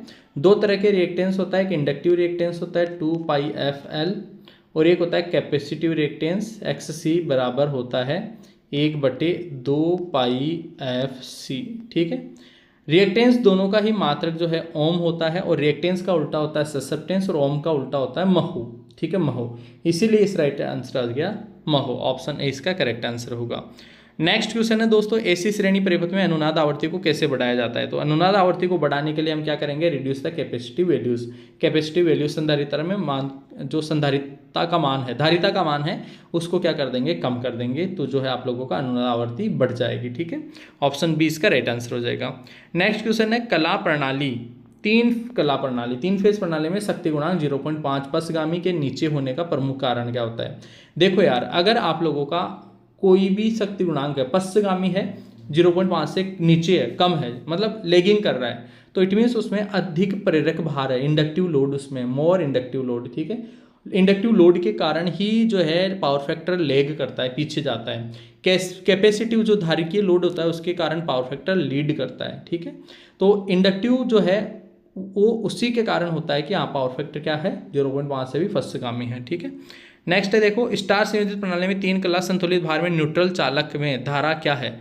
न्यूट्रल चालक में असंतुलित है, अगर असंतुलित है तो फिर जो है क्या होगी धारा, न्यूट्रल में कोई धारा नहीं बचेगी। 3 कलाओं में धारा का बीजीय योग होगा, बिल्कुल धाराओं का बीजीय योग होगा, ऑप्शन बी इसका राइट आंसर होगा, ठीक है, ऑप्शन बी। अच्छा, डी दे रखा है, कलाओं में किसी में सबसे कम धारा की तुलना में कम होगा, ठीक है। हाँ देखो समझना यार, समझना, 3 कलाओं में धारा का बीजीय योग करेंगे the algebraic sum of the lesser the lowest current any one of the phases. Question पूछ रहा है स्टार आयोजित प्रणाली में 3 कला असंतुलित भार में न्यूट्रल चालक में धारा। एक्चुअल में देखिए यहाँ पे डी ऑप्शन दे रखा है बट डी नहीं आएगा दोस्तों, इसका राइट आंसर ऑप्शन बी ही रहेगा। 3 कलाओं में धारा का जो बीजगणितीय योग हो ना वही आंसर आ जाएगा, वही इसका आंसर हो जाएगा। ठीक है, बीजगणितीय योग, ऑप्शन बी इसका करेक्ट आंसर होगा। नेक्स्ट क्वेश्चन देखो, नेक्स्ट क्वेश्चन है 3 कला 415 वोल्ट 50 हर्ट्ज स्टार शक्ति में केवीए में आभासी शक्ति की गणना करो। तो आभासी शक्ति जो है देखो, एक होती है वास्तविक शक्ति और एक होती है आभासी शक्ति रिएक्टिव पावर। रिएक्टिव पावर होती है P बराबर VI साइन फाई। इन सब की आप वैल्यूज कैलकुलेट करोगे। साइन फाई की वैल्यू कोस फाई से जो है साइन फाई की वैल्यू निकालनी पड़ेगी। थोड़ा सा लेंदी न्यूमेरिकल हो जाएगा ये। जब आप लोग इसको सिंप्लीफाई करोगे तो आंसर आएगा आपका 11.5 kV। ऑप्शन 20 का राइट आंसर हो जाएगा। नेक्स्ट क्वेश्चन है 3 कला शक्ति मापन में 2 वाट मीटर की रीडिंग क्या है यदि पावर फैक्टर 0 है। पावर फैक्टर अगर 0 है ना तो दोनों वाट मीटर की रीडिंग एक तो देखो बराबर हो जाएगी। क्या हो जाएगी? बराबर। ठीक है, अब देखो यहाँ पे दोनों धनात्मक रीडिंग है, दोनों क्या है, अच्छा एक धनात्मक एक ऋणात्मक है, दोनों की बराबर है। बराबर है ऑप्शन सी में आ रहा है, लेकिन विपरीत संकेत के साथ। ठीक है, हाँ ये सही है। दोनों की रीडिंग क्या होगी? बराबर होगी। अगर दोनों 3 कला शक्ति मापन में 2 वाट मीटर की रीडिंग क्या होगी? यदि पावर फैक्टर 0 है, पावर फैक्टर अगर 0 है इट मीन्स दोनों की रीडिंग क्या होगी? इक्वल होगी। ऑप्शन सी इसका राइट आंसर हो जाएगा। इसके बाद में नेक्स्ट है देखो 240 वोल्ट आरएमएस के लिए वोल्टेज का अधिकतम मान ज्ञात करो। आरएमएस के लिए 240 वोल्ट आरएमएस है तो VRMS बराबर होता है VM/√2। ठीक है, अब आपको VM अधिकतम मान पूछ रहा है तो अधिकतम मान के लिए VM जो है वो जाएगा √2 गुणा VRMS। ठीक है, अब √2 को गुणा करोगे VRMS मतलब 240 से, तो आपके आंसर जो है वो निकल के आ जाएगा 339.5। ठीक है, ऑप्शन सी इसका राइट आंसर होगा। √2 मतलब 1.414, इसको गुणा कर दो 240 से तो आंसर आ जाएगा कन्फर्म है 339.5। ठीक है, नेक्स्ट ऐसी परिपथ में रिएक्टिव पावर का सूत्र क्या होगा? मैंने कहा active power VI cos phi होती है, कोस फाई बोल दो या कोस थीटा बोल दो, और रिएक्टिव पावर जो है ये देखो समझना ये होती है एक्टिव पावर। ठीक है, एक्टिव पावर। रिएक्टिव पूछ रहा है तो VI साइन फाई होता है। रिएक्टिव क्या होता है? Sine phi. ठीक है, साइन थीटा बोल दो, साइन फाई बोल दो। ठीक है, तो VI साइन फाई, तो इस क्वेश्चन का आंसर हो जाएगा VI sine phi, option D. और एक्टिव पावर पूछे तो फिर आंसर आएगा आपका सी वाला ऑप्शन। ठीक है, और हाँ अगर आपसे अपरेंट पावर पूछे तो फिर जो है आप लोगों का VI आएगा। ठीक है, अपरेंट पावर। नेक्स्ट देखो न्यूमेरिकल है, ये आप लोगों को कैलकुलेट आप इजीली कर सकते हो। आर का मान इतना, एक्सएल का मान इतना है और एक्सी का मान इतना है। परिपथ में प्रतिबाधा जेड बराबर क्या हो जाएगा? R² plus XL minus XC का होल स्क्वायर और इसका रूट। तो R कितना है? 5 का स्क्वायर है, प्लस एक्सएल में से एक्सी माइनस करोगे 36 में से 24 तो कितना आएगा? 12 आएगा। 12 आएगा ना, 12 का स्क्वायर 144 प्लस 25 169 जो है 13 का हो जाएगा। ठीक है, ऑप्शन सी इसका राइट आंसर हो जाएगा। इजी क्वेश्चन है, ज़्यादा टफ नहीं है। एकल फेज एसी परिपथ में कलांतर कितना होता है? एकल फेज एसी परिपथ में 90 डिग्री होता है और 3 फेज में होता है 120। सिंगल फेज के लिए पूछे तो 90 डिग्री, 3 फेज के लिए 120। ठीक है, नेक्स्ट क्वेश्चन आप खुद से करोगे, न्यूमेरिकल टाइप का है। ठीक है, अभी देखिए सुपरफास्ट मैराथन है तो इतना ज़्यादा एक्सप्लेनेशन मैं कर नहीं सकता, वीडियो बहुत ज़्यादा लंबा हो जाएगा। नेक्स्ट क्वेश्चन है 3 कला शक्ति मापन में 2 वाट मीटरों में समान रीडिंग दिखने पर शक्ति गुणांक क्या होगा? अभी क्वेश्चन आया था इकाई हो जाएगा। दोनों वाट मीटरों में समान रीडिंग दिख रही है, बराबर दिख रही है। ठीक है, तो वहाँ पे जो है पावर फैक्टर इकाई, ऑप्शन ए इसका राइट आंसर हो जाएगा। ठीक है, नेक्स्ट है 24 वोल्ट प्रतिरोध वाली कुंडली के शक्ति गुणांक की गणना करो यदि 5 एम्पियर। हाँ, तो शक्ति गुणांक आप लोगों को खुद से कैलकुलेट करना है, फॉर्मूला अप्लाई करोगे और आंसर निकालोगे। ठीक है, ऑप्शन सी इसका राइट आंसर हो जाएगा 0.5। नेक्स्ट क्वेश्चन देखिए, ये भी न्यूमेरिकल है। न्यूमेरिकल वाले जो क्वेश्चन है अभी मैं एक्सप्लेन, आपको पता है यार वीडियो बहुत ज़्यादा लेंदी हो जाएगा, टाइम भी काफ़ी ज़्यादा जो है थोड़ा सा इतना मोबाइल वगैरह की जो मेमोरी वगैरह है उसके लिए पॉसिबल हो नहीं पाएगा। ठीक है, नेक्स्ट देखो, नेक्स्ट क्वेश्चन है एकल आरसी परिपथ समांतर परिपथ में लाइन धारा IL की गणना करने का सूत्र क्या होगा? तो IL की गणना करने का सूत्र जो है IR² माइनस IC का स्क्वायर का रूट हो जाएगा। ठीक है, ऑप्शन जो है डी इसका करेक्ट आंसर होगा। ऑप्शन डी इसका करेक्ट आंसर हो जाएगा। ठीक है, IL लोड करंट, अरे समझना भाई।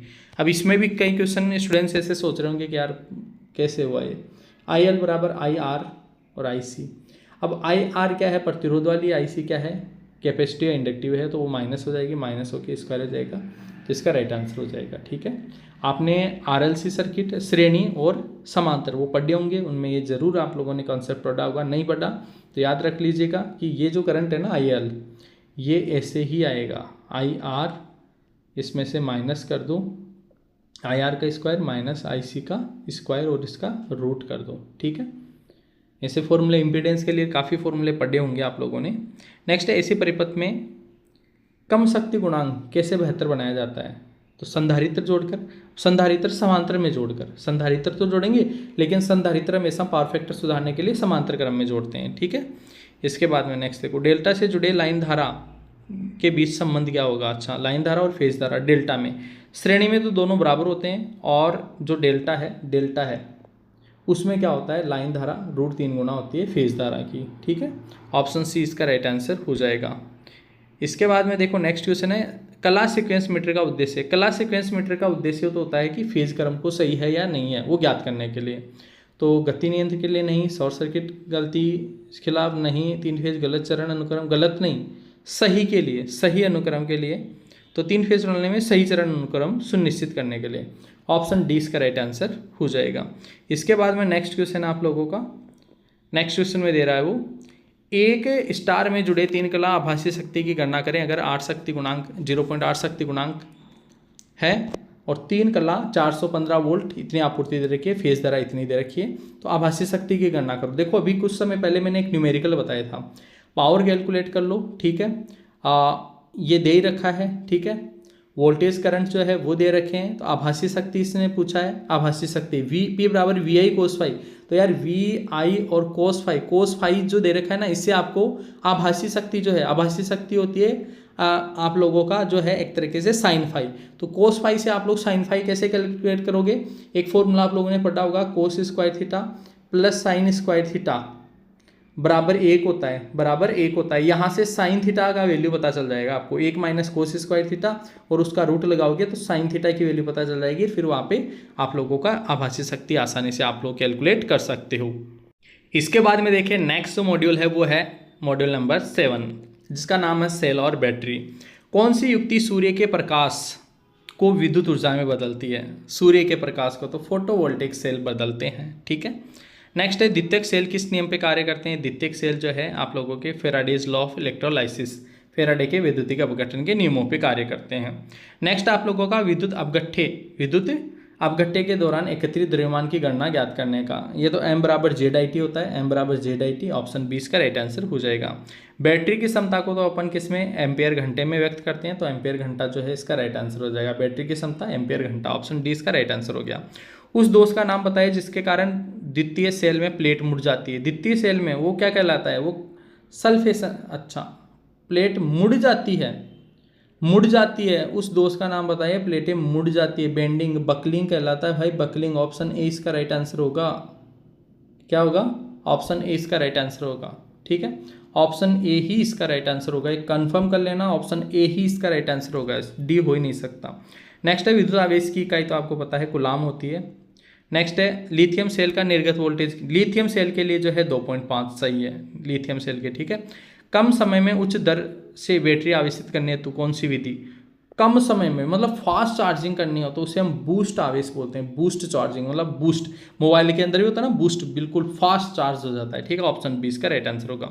कार्बन जस्ता शुल्क सेल में कौन सा विद्युत अपघट्य है, तो कार्बन वाले में जो है आपको पता है अमोनियम क्लोराइड, NH4Cl यूज में लेते हैं, NH4Cl अमोनियम क्लोराइड, ऑप्शन 20 का राइट आंसर होगा। नेक्स्ट क्वेश्चन है द्रवों में विद्युत धारा प्रवाहित होना कौन सा प्रभाव है, ये तो आपको पता है रासायनिक प्रभाव है।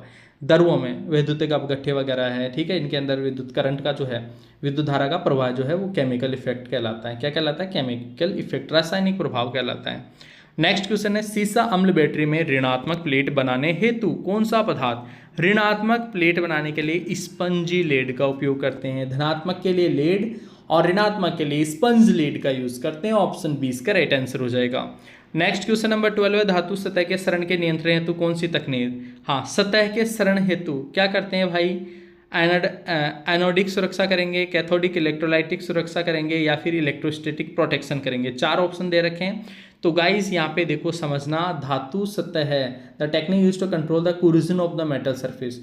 कुरोजन ऑफ द मेटल सरफेस, उसके लिए जो है कैथोड की सुरक्षा करते हैं। किसकी सुरक्षा? कैथोड की सुरक्षा। समझना, कैथोड जो है जनरली उसी के ऊपर कुरोजन ज़्यादा होगा। एनोड के ऊपर तो क्या है, गैस उत्पन्न होती है, तो उसके लिए जो है आपको पता है सरंध्र पात्र में अपन जो है मैंगनीज डाइऑक्साइड MnO2 फिल कर देते हैं। अब बच जाता है आप लोगों का कैथोड।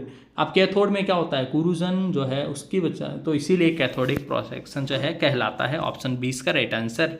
नेक्स्ट क्वेश्चन है डिजिटल घड़ियों में। डिजिटल घड़ियों में तो आपको पता है बटन सेल या जिसे मरकरी सेल कहते हैं वो प्रयोग करते हैं। डिजिटल घड़ियों में हम मरकरी सेल उपयोग करते हैं। नेक्स्ट क्वेश्चन है समांतर युग्मन परिपथ में यदि एक सेल को विपरीत ध्रुवता के साथ संयोजित किया जाए तो क्या होगा? वो सेल क्या होगा, विपरीत है ना, वो माइनस हो जाएगा यार एक तरीके से, ठीक है। तो जो है option C will get short circuited. हाँ, वो शॉर्ट सर्किट की तरह बिहेव करेगा। समांतर युग्मन के लिए बोल रहा है कि समांतर युग्मन में तो क्या हो जाएगा, वास्तव में शॉर्ट सर्किट हो जाएगा। विपरीत में जोड़ देंगे तो समांतर, श्रेणी में जोड़ देंगे तो वो एक माइनस हो जाएगा, और समांतर में जोड़ेंगे तो फिर जो है लघुपतित शॉर्ट सर्किट हो जाएगा। नेक्स्ट क्वेश्चन देखो, बैटरी आवश्यक में, बैटरी आवश्यक मतलब बैटरी चार्जर में, ठीक है। फाइंड सिलेक्टर स्विच का क्या कार्य होता है? तो फाइंड सिलेक्टर स्विच क्या करता है, करंट रेटिंग को सिलेक्ट करेगा। अरे सिलेक्टर स्विच, और वो भी किस में, बैटरी चार्जिंग में, ठीक है, बैटरी चार्जर। तो सिलेक्टर स्विच से क्या करेंगे, धारा रेटिंग का चुनाव करेंगे। ऑप्शन है इसका राइट आंसर हो जाएगा। नेक्स्ट क्वेश्चन है सौर सेल में तापमान के संदर्भ में निर्गत शक्ति पर क्या प्रभाव पड़ेगा? निर्गत शक्ति के ऊपर क्या प्रभाव पड़ेगा, जो है increase with decrease in temperature, तापमान में कमी के साथ कमी, तापमान में कमी के साथ कमी। ऑप्शन डी जो है इसका राइट आंसर हो जाएगा, तापमान में कमी के साथ कमी। ऑप्शन डी इसका राइट आंसर हो जाएगा। नेक्स्ट क्वेश्चन है बैटरी में आवेशन के समय हाइड्रोमीटर का उद्देश्य क्या होगा? बैटरी में आवेशन के समय हाइड्रोमीटर का उद्देश्य, हाइड्रोमीटर तो आपको पता है भाई, विद्युत अपघट्य का जो विशिष्ट गुरुत्व है ना, स्पेसिफिक ग्रेविटी, उसका मापन करते हैं हम हाइड्रोमीटर से। ऑप्शन डी इसका राइट आंसर हो जाएगा। नेक्स्ट क्वेश्चन है Faraday's law of electrolysis, M बराबर ZIT होता है, तो M बराबर ZIT ऑप्शन ए में अपने यहाँ पे लिखा हुआ है, M बराबर ZIT, ठीक है, M बराबर ZIT। नेक्स्ट क्वेश्चन है सीसा अम्ल सेल में विद्युत अपघट्य। अब सीसा अम्ल सेल जो है उसमें विद्युत अपघट्य कौन सा होता है? तो उसमें तो आपको पता ही है, डाइल्यूट सल्फ्यूरिक एसिड होता है, तनु सल्फ्यूरिक एसिड मतलब H2SO4, ठीक है। इसके अलावा जो आंसू जल है वो भी मिलाया जाता है उसको डाइल्यूट करने के लिए। हाँ, जल 3 अनुपात में होता है, और HCl जो है हाइड्रोक्लोरिक जो तनु सल्फ्यूरिक अम्ल है H2SO4 वो होता है 1 अनुपात में, 3:1 भी होता है। ये भी आपसे क्वेश्चन पूछा जा सकता है। परिपथ का कुल वोल्टेज कितना होगा? तो परिपथ का कुल वोल्टेज जो है यहाँ पे 1.5, 1.5, 1.5 सारे के सारे 1.5 वोल्टेज है, सारे के सारे समांतर में जुड़े हुए हैं, तो 1.5 ही होगा। क्वेश्चन पक्का आने वाला एग्जाम में। नेक्स्ट क्वेश्चन है सीसा अम्ल की आवेशन की रासायनिक क्रिया के दौरान धनात्मक प्लेट पर क्या होगा? धनात्मक प्लेट पर सीसा अम्ल के लिए बोल रहा है, तो धनात्मक प्लेट के ऊपर जो है लेड प्रोक्साइड बनता है। आवेशन के समय क्या बनता है? Lead peroxide, PbO2, lead peroxide, ठीक है। नेक्स्ट क्वेश्चन देखो, बैटरी के आवेशन के दौरान व्यंग प्लेट खुला इसलिए छोड़ती है ताकि गैसें स्वतंत्रतापूर्वक बाहर निकल सके, ठीक है। ऑप्शन ए में लिखा हुआ है, गैसें स्वतंत्रतापूर्वक बाहर निकल सके। नेक्स्ट क्वेश्चन है कौन सी विधि में बैटरी को कम धारा पर लंबे समय तक आवेशन, तो कम, वो ट्रिकल चार्जिंग कहलाता है। क्या कहलाता है दोस्तों? ट्रिकल चार्जिंग कहलाता है। ऑप्शन 20 का राइट आंसर हो जाएगा। नेक्स्ट क्वेश्चन है सीसा बैटरी में कठोर सल्फेशन दोष को कैसे जाना जाता है? कैसे जाना जाता है कठोर सल्फेशन दोष को? कैसे जाना जाता है? कैसे जाना जाएगा भाई? बैटरी को कम धारा से लंबे समय तक पुनः आवेशित करके कैसे जाना जाएगा? कैसे जाना नहीं यार, कैसे उसे दूर किया जाएगा, ठीक है। कैन बी रेक्टिफाइड मतलब कैसे उसे दूर किया जाएगा। तो बैटरी को कम धारा पे लंबे समय तक चार्ज करके छोड़ दो, जो बैटरी कठोर हो गई, जो बैटरी की प्लेटें कठोर हो गई सल्फेशन के कारण, वो वापस नॉर्मल हो जाएगी, ठीक है। इसके बाद में देखिए अपने जो है next module number 8, module number 8 में जो है वायरिंग प्रैक्टिस से रिलेटेड क्वेश्चन है।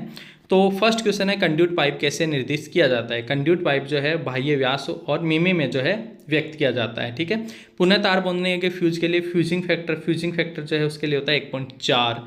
कितना होता है? 1.4। अभी कुछ समय पहले मैंने आप लोगों को बताया भी था, फ्यूजिंग फैक्टर पुनः तार बांधने होंगे उनके लिए 1.4 होता है, ठीक है। बाकी अतिरिक्त भारा धारा सहन क्षमता उसके लिए 0.81 होता है, ठीक है। और ये जो है पुनः तार बांधने होंगे उसके लिए 1.4, ठीक है। नेक्स्ट देखो, पेंडेड होल्डर संयोजन के लिए अंडर राइटर की गांठ का उद्देश्य क्या है? तो ऑप्शन डी इसका राइट आंसर हो जाएगा, सामान के टर्मिनलों से तनाव कम करना। फ्यूज कौन से प्रकार का है, ये फ्यूज कौन से प्रकार का है, कोई भी बता देगा। हाई रप्चरिंग क्षमता फ्यूज है ये, कौन सा है, हाई रप्चरिंग कैपेसिटी फ्यूज है, ठीक है, हाई रप्चरिंग कैपेसिटी फ्यूज है। ऑप्शन बी इसका राइट आंसर हो जाएगा। नेक्स्ट क्वेश्चन है विद्युत सामग्री का नाम। यहाँ ये देखो यार, ये होल्डर बना हुआ है, ये कौन सा होल्डर है, ये है एडिशन स्क्रू होल्डर। कौन सा होल्डर है, Edison screw holder. Option B इसका राइट आंसर होगा। वायरिंग परिपथ में प्रयुक्त प्रतीक का नाम क्या है। अब प्रतीक यहाँ पे बना हुआ है नहीं, तो थोड़ा सा मिसप्रिंट हो रखा है, कोई दिक्कत नहीं, एडजस्ट कर लो। Plug and socket, plug and socket तो आप इजीली पहचान सकते हो, प्लग एंड सॉकेट, ठीक है।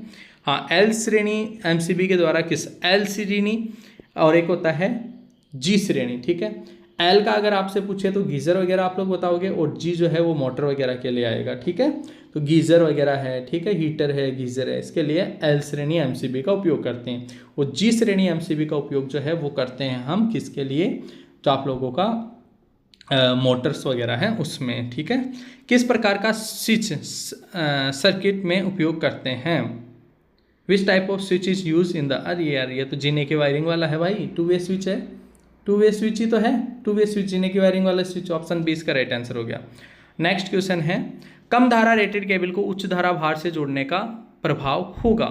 तो उस कम धारा रेटेड केबल को उच्च भार धारा से जोड़ेंगे तो केबल तो क्या हो जाएगी भाई, cable damage due to the heat, गर्मी के कारण केबल खराब हो जाएगी।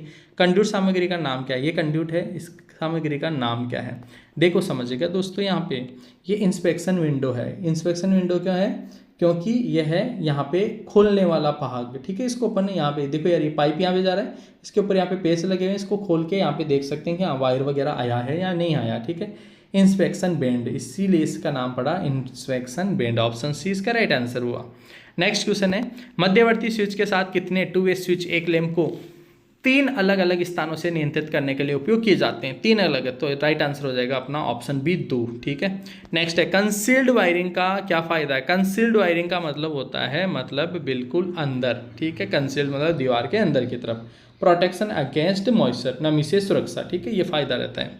आरेख का नाम बताओ, ये आरेख बना हुआ है, तो ये क्या है, सर्किट डायग्राम है, परिपथ आरेख है, क्या है, परिपथ आरेख है। ऑप्शन डी इसका राइट आंसर होगा। नेक्स्ट क्वेश्चन है, एचआरसी फ्यूज है तो फ्यूजिंग गुणांक कितना होता है। एचआरसी फ्यूज के लिए मैंने अभी कहा, देखो समझना, आप ध्यान दीजिएगा। अगर अतिरिक्त भारधारा के लिए पूछे तो 0.81 से मल्टीप्लाई करके आंसर निकालेंगे। रिवायरेबल फ्यूज के लिए पूछे तो 1.4, और एचआरसी फ्यूज के लिए पूछे तो फिर आपका आंसर आ जाएगा 1.1। एचआरसी फ्यूज के लिए कितना आएगा, 1.1। ऑप्शन बी राइट आंसर हो जाएगा। किस प्रकार के रिले को एसी व डीसी दोनों के लिए, एसी और डीसी दोनों के लिए जो है हम इम्पल्स रिले का यूज़ करते हैं। इम्पल्स रिले, ठीक है, एसी और डीसी दोनों पे संचालित होता है। विद्युत उपकरणों में प्रयुक्त सामग्री का क्या नाम है। विद्युत उपकरण में ये जो सामग्री है ये क्या है, ये तो है क्या है भाई, iron connector with direct entry. Iron connector with direct entry मतलब सीधे प्रवेश के साथ लोहा संयोजक, ठीक है। ऑप्शन सी इसका राइट आंसर हो जाएगा। सामग्री प्रतीक का नाम बताओ। इस सामग्री प्रतीक का नाम जो है वो है multi position switch, single pole है, मल्टी पोजिशन वाला, ठीक है। तो ऑप्शन डी इसका करेक्ट आंसर हो जाएगा। नेक्स्ट है, घरेलू तारों में लचीली तारों का उद्देश्य क्या है। लचीली तारें तो क्या है यार, लचीली तारें ट्रांसपोर्टेबल उपकरण कनेक्शन, ठीक है। कनेक्शन ट्रांसपोर्टेबल अप्लायंसेस मतलब कहीं पे भी जो है कनेक्शन अपन कर सकते हैं, इधर उधर का अप्लायंसेस को लेकर जाएं तो वहाँ पे भी अगर लचीले तार हैं तो इजीली जो है अपन उनको समेट सकते हैं, रख सकते हैं। किस प्रकार परिपथ का भंजक का उपयोग 100 एम्पीयर धारा रेटिंग के ऊपर किया जाएगा। एमसीबी का करेंगे, अर्थ का करेंगे, आरसीसीबी का करेंगे या एमसीसीबी का करेंगे। तो वहाँ पे मोल्डेड केज सर्किट ब्रेकर का उपयोग करेंगे। किसका, मोल्डेड केज। देखो बाकी तीनों है ना वो बहुत कम धारा रेटिंग के लिए है, ठीक है। और मोल्डेड केज सर्किट ब्रेकर जो है वो उच्च धारा के लिए, बाकी जो एमसीबी है वो भी कम धारा के लिए है, ठीक है। और मतलब कम धारा का मतलब ऐसा है कि 100 एम्पीयर से कम धारा पे उपयोग कर सकते हैं एमसीबी का। एएलसीबी का तो कम पे ही करते हैं, वो तो अर्थ लीकेज सर्किट ब्रेकर है तो लीकेज धारा के लिए। आरसीसीबी का एक तरीके से अर्थ प्रोटेक्शन का ही है तो वो भी बहुत ही कम धारा के लिए। मोल्डेड केज सर्किट ब्रेकर जो है वो उच्च धारा के लिए काम में लेते हैं, नॉर्मल धारा के लिए काम में उसको लेते ही नहीं है। तो ऑप्शन सी इसका राइट आंसर होगा। नेक्स्ट क्वेश्चन है, तांबे के फ्यूज तार पर टिन कोटिंग का उद्देश्य। टिन कोटिंग का उद्देश्य तो ये होता है भाई, तांबे के तार का ऑक्सीकरण रोकना, उसके ऊपर ऑक्सीकरण ना हो तो उसका सरण ना हो एक तरीके से। ऑप्शन सी इसका राइट आंसर होगा। नेक्स्ट क्वेश्चन है, चार कुचाली चालकों के समूह का नाम क्या है। चार वाले को हम क्या बोलते हैं, क्वाड बोलते हैं। चार का समूह जो है उसको क्या बोलते हैं, क्वाड बोलते हैं। ऑप्शन सी इसका राइट आंसर हो जाएगा। नेक्स्ट क्वेश्चन है इसके बाद में, 4 लैंप को नियंत्रित करने के लिए गोदाम वायरिंग सर्किट में कितने दो तरह के स्विच होंगे? दो तरह के स्विच, ठीक है। कितने 2 वे स्विच होंगे? तो वहाँ पे 2 वे स्विच जो है 3 होंगे। 4 लैंप को कंट्रोल करना है तो 3 जो है 2 वे स्विच होंगे, एक नॉर्मल वाला स्विच लग जाएगा, ठीक है। राइट आंसर हो जाएगा ऑप्शन बी। ऑप्शन बी इसका करेक्ट आंसर हो जाएगा। नेक्स्ट देखिए, मॉड्यूल नंबर 9 पर अपन पहुंच चुके हैं। अर्थिंग इस मॉड्यूल का नाम है, इस चैप्टर का नाम है, 9 चैप्टर का नाम है अर्थिंग। फर्स्ट क्वेश्चन है, BIS के अनुसार एकल चरण घरेलू वायरिंग में तांबा अर्थ निरंतरता कंडक्टर का न्यूनतम आकार क्या है? न्यूनतम आकार है 1.5 स्क्वायर mm, ठीक है। थोड़ा सा मैं और स्पीड बढ़ा रहा हूँ, वीडियो काफ़ी ज़्यादा लंबा हो जाएगा अदरवाइज। नेक्स्ट क्वेश्चन है, HCH हाई CT 3724 संयोजन में अर्थ प्रतिरोध मान को कम करने के लिए किस पद्धति का उपयोग? अर्थिंग के प्रतिरोध को कम करने के लिए, देखो यार, अर्थिंग के प्रतिरोध को कम करने के लिए उसमें पानी डालते हैं, ठीक है, या फिर जो है उनको पैरेलल क्रम में जोड़ देते हैं, ठीक है। तो धरती के गड्ढों में हमेशा गीला स्थिति में रखना, इससे क्या होता है, अर्थ का प्रतिरोध जो है वो कम हो जाता है। ऑप्शन 20 का राइट आंसर हो जाएगा। नेक्स्ट क्वेश्चन है, अर्थ प्रतिरोध परीक्षण का उपयोग करके अर्थ के प्रतिरोध को मापने के लिए एसी की आवश्यकता क्यों है? एसी की आवश्यकता क्यों है? अपघट्य विद्युत वाहक को हटाना, ठीक है, ये इसका राइट आंसर हो जाएगा। नेक्स्ट क्वेश्चन है, एकल फेज वायरिंग में वोल्टेज पाथ को V बराबर IR होता है, तो आप लोगों का ऑप्शन ए इसका राइट आंसर हो जाएगा। नेक्स्ट क्वेश्चन है, विद्युत निम्नलिखित पावर उपरिपथ, देखो यार समझना, पावर उपरिपथ में जो है 3000 वाट और नॉर्मल जो लाइट एंड फैन है उसमें 800 वाट होता है, ठीक है। लाइट एंड फैन में 800 वाट और पावर उपरिपथ में 3000 वाट, ठीक है। लाइट एंड फैन वाले में 10 पॉइंट ले सकते हैं और इसमें जो है 2 पॉइंट ही ले सकते हैं, ठीक है। नेक्स्ट क्वेश्चन, उपभोक्ता मुख्य बोर्ड में संयोजन सेवा आपूर्ति किस स्थान से जुड़ी होती है? तो वो जुड़ी होती है, ऑप्शन 20 का राइट आंसर हो जाएगा, मेन स्विच। नेक्स्ट क्वेश्चन है, घरेलू वायरिंग स्थापना में परीक्षण का प्रकार क्या है? ये जो परीक्षण है ये किया जा रहा है यहाँ पे पोलैरिटी टेस्ट। क्या क्या किया जा रहा है? Polarity test. ऑप्शन ए इसका राइट आंसर हो जाएगा। नेक्स्ट क्वेश्चन देखिए, घरेलू वायरिंग स्थापना में अनुमानित रिसाव वर्तमान धारा, ये तो आपको ही पता होगा, 1/5000, ठीक है, गुणा पूर्ण भार धारा का 1/5000, ठीक है। ऑप्शन डी इसका राइट आंसर होगा। बहुत बार रिपीट हो रहा है, हर बार ये क्वेश्चन पूछा जा रहा है। ऑप्शन डी इसका राइट आंसर हो जाएगा। विविधता गुणांक की गणना करने के लिए किस सूत्र का उपयोग करते हैं? विविधता डाइवर्सिटी फैक्टर के लिए जो है हम जो है ऑप्शन सी इसका राइट आंसर हो जाएगा, minimum actual load divide by install load, ठीक है। Minimum actual load divide by install load जो है उससे डाइवर्सिटी फैक्टर हम कैलकुलेट करते हैं। ऑप्शन डी इसका राइट आंसर होगा। नेक्स्ट क्वेश्चन है, नए घरेलू वायरिंग स्थापना का परीक्षण करने के लिए किस उपकरण का? उसके लिए तो यार मेगर का उपयोग करते हैं। ऑप्शन बी इसका राइट आंसर होगा। नेक्स्ट क्वेश्चन है, वायरिंग स्थापना में परीक्षण का प्रकार कौन सा है? तो यहाँ पे परीक्षण का प्रकार जो है वो है चालकों और भूमि के मध्य कुचालक को ज्ञात करना। चालक और भूमि के मध्य, देखो कैसे पता चला यार, ये तो ये चालक और ये क्या है भूमि, इधर क्या है भूमि, तो चालक और भूमि के बीच में परीक्षण हो रहा है ये, ठीक है। नेक्स्ट है, सिस्टम अर्थिंग कहाँ किया जाता है? सिस्टम अर्थिंग जो है ना वो जनरेटिंग स्टेशन, जहाँ बिजली का जनरेटर मतलब उत्पादन किया जाता है, ठीक है, जनरेटिंग स्टेशन पे करते हैं। मेगर का उपयोग करके क्या परीक्षण करते हैं? मेगर का उपयोग करके हम जो है कुचालक प्रतिरोध ज्ञात करते हैं। हाई इंसुलेशन रेजिस्टेंस जो है वो हम मेगर से ही ज्ञात करते हैं। नेक्स्ट क्वेश्चन है इसके बाद में, घरेलू वायरिंग सर्किट में लैंप चमक कम और मोटर धीमी गति से चलने का कारण, मुख्य कारण क्या है? घरेलू वायरिंग में लैंप मतलब कम वोल्टेज आ रहा है, ठीक है, कम वोल्टेज आ रहा है तो यहाँ पे जो high value series resistance fault, उच्च मान श्रेणी परिपथ, श्रेणी के अंदर जो है एक तरीके से उच्च मान आ गया, उच्च मान श्रेणी के अंदर आ गया, इट मीन्स उसको वोल्टेज ड्रॉप श्रेणी के अंदर ही हो गया। तो वोल्टेज ड्रॉप, फिर वोल्टेज ड्रॉप हो रहा है तो जो अपना लाइट है और जो मोटर है उसको कम वोल्टेज मिल रहा है, कम वोल्टेज मिल रहा है तो वो धीरे धीरे घूमता है। आपने भी नोटिस किया होगा घरों में जब डिम लाइट आती है तो पंखा वगैरह धीरे धीरे चलने लगता है।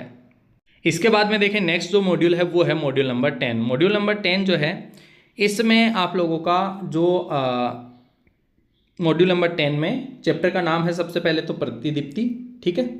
प्रतिदीप्ति में जो फर्स्ट क्वेश्चन है वो है SI unit of luminous intensity, देदीप्यमान तीव्रता की इकाई क्या है? देदीप्यमान तीव्रता की इकाई जो है वो है कैंडेला। ऑप्शन सी इसका राइट आंसर हो जाएगा। नेक्स्ट, तंतु लैंप का कार्यकारी तापमान जो है वो होता है 2300 डिग्री सेल्सियस। नेक्स्ट है, फ्लोरोसेंट ट्यूब लैंप में टंगस्टन इलेक्ट्रोड को किस प्रकार से लेपित किया जाता है? तो टंगस्टन लैंप को जो है बेरियम और स्ट्रोंटियम ऑक्साइड से जो है हम यहाँ पे लेपित करते हैं। नेक्स्ट क्वेश्चन है, एमबी मतलब मरकरी बायोनेट, ठीक है, प्रकार के उच्च दाब पारा वाष्प लैंप किस स्थिति में संचालित करते हैं? वो करते हैं हम किसी भी पोजिशन में कर सकते हैं। मरकरी बायोनेट वाले जो है किसी भी जो है स्थिति में अपन कर सकते हैं। इसके अलावा सोडियम वेपर लैंप जो है वो नॉर्मली अपन जो है हॉरिजॉन्टल एक तरीके से ऊर्ध्वाधर, ठीक है, उस स्थिति में करते हैं। नेक्स्ट देखो, नेक्स्ट है उच्च दाब सोडियम वेपर लैंप परिपथ में लीक ट्रांसफॉर्मर का क्या कार्य है? लीक ट्रांसफार्मर का उपयोग होता है प्रारंभ में उच्च वोल्टेज प्रदान करना, ठीक है, प्रारंभ में उच्च वोल्टेज प्रदान करना। लाइट फिटिंग में स्ट्रोबोस्कोपिक प्रभाव कैसे कम करते हैं? स्ट्रोबोस्कोपिक प्रभाव होता है कि वस्तुएं जो है, घूमती हुई वस्तु है ना, वो सही से नहीं दिखती, विपरीत दिशा में घूमती हुई दिखती है। तो उस इफेक्ट को कम करने के लिए अपन क्या करते हैं? उसको कम करने के लिए ऑप्शन सी इसका राइट आंसर हो जाएगा, संधारित्र को एक ट्यूबलाइट की श्रेणी में संयोजित कर देते हैं, ठीक है। नेक्स्ट क्वेश्चन है, फ्लेशर की वर्तमान वहन क्षमता क्या है? यदि प्रत्येक पंक्ति में करंट 100 मिली एम्पियर है तो फिर फ्लेशर की जो क्षमता है वो आपकी 300 मिली एम्पियर हो जाएगी। नेक्स्ट है, समतल सतह में प्रकाश के प्रवाह को कौन सा शब्द इंगित करता है? समतल सतह में प्रकाश का प्रवाह जो है उसको हम इल्यूमिनेंस कहते हैं। क्या कहते हैं? इल्यूमिनेंस कहते हैं। नेक्स्ट है, उच्च दबाव सोडियम वाष्प लैंप सर्किट में चिंगारी देने वाला का उद्देश्य क्या है? चिंगारी देने वाले का जो उद्देश्य है वो होता है general high voltage pulse eight starting, शुरू करने पर उच्च वोल्टेज पल्स उत्पन्न करना। ऑप्शन डी इसका करेक्ट आंसर हो जाएगा। नेक्स्ट है, किस प्रकार का प्रकाश फिटिंग डिजाइन चकाचौंध से मुक्त है? तो ऑप्शन बी यानी कि सेमी इनडायरेक्ट टाइप, अर्ध प्रत्यक्ष प्रकाश है इसका राइट आंसर होगा।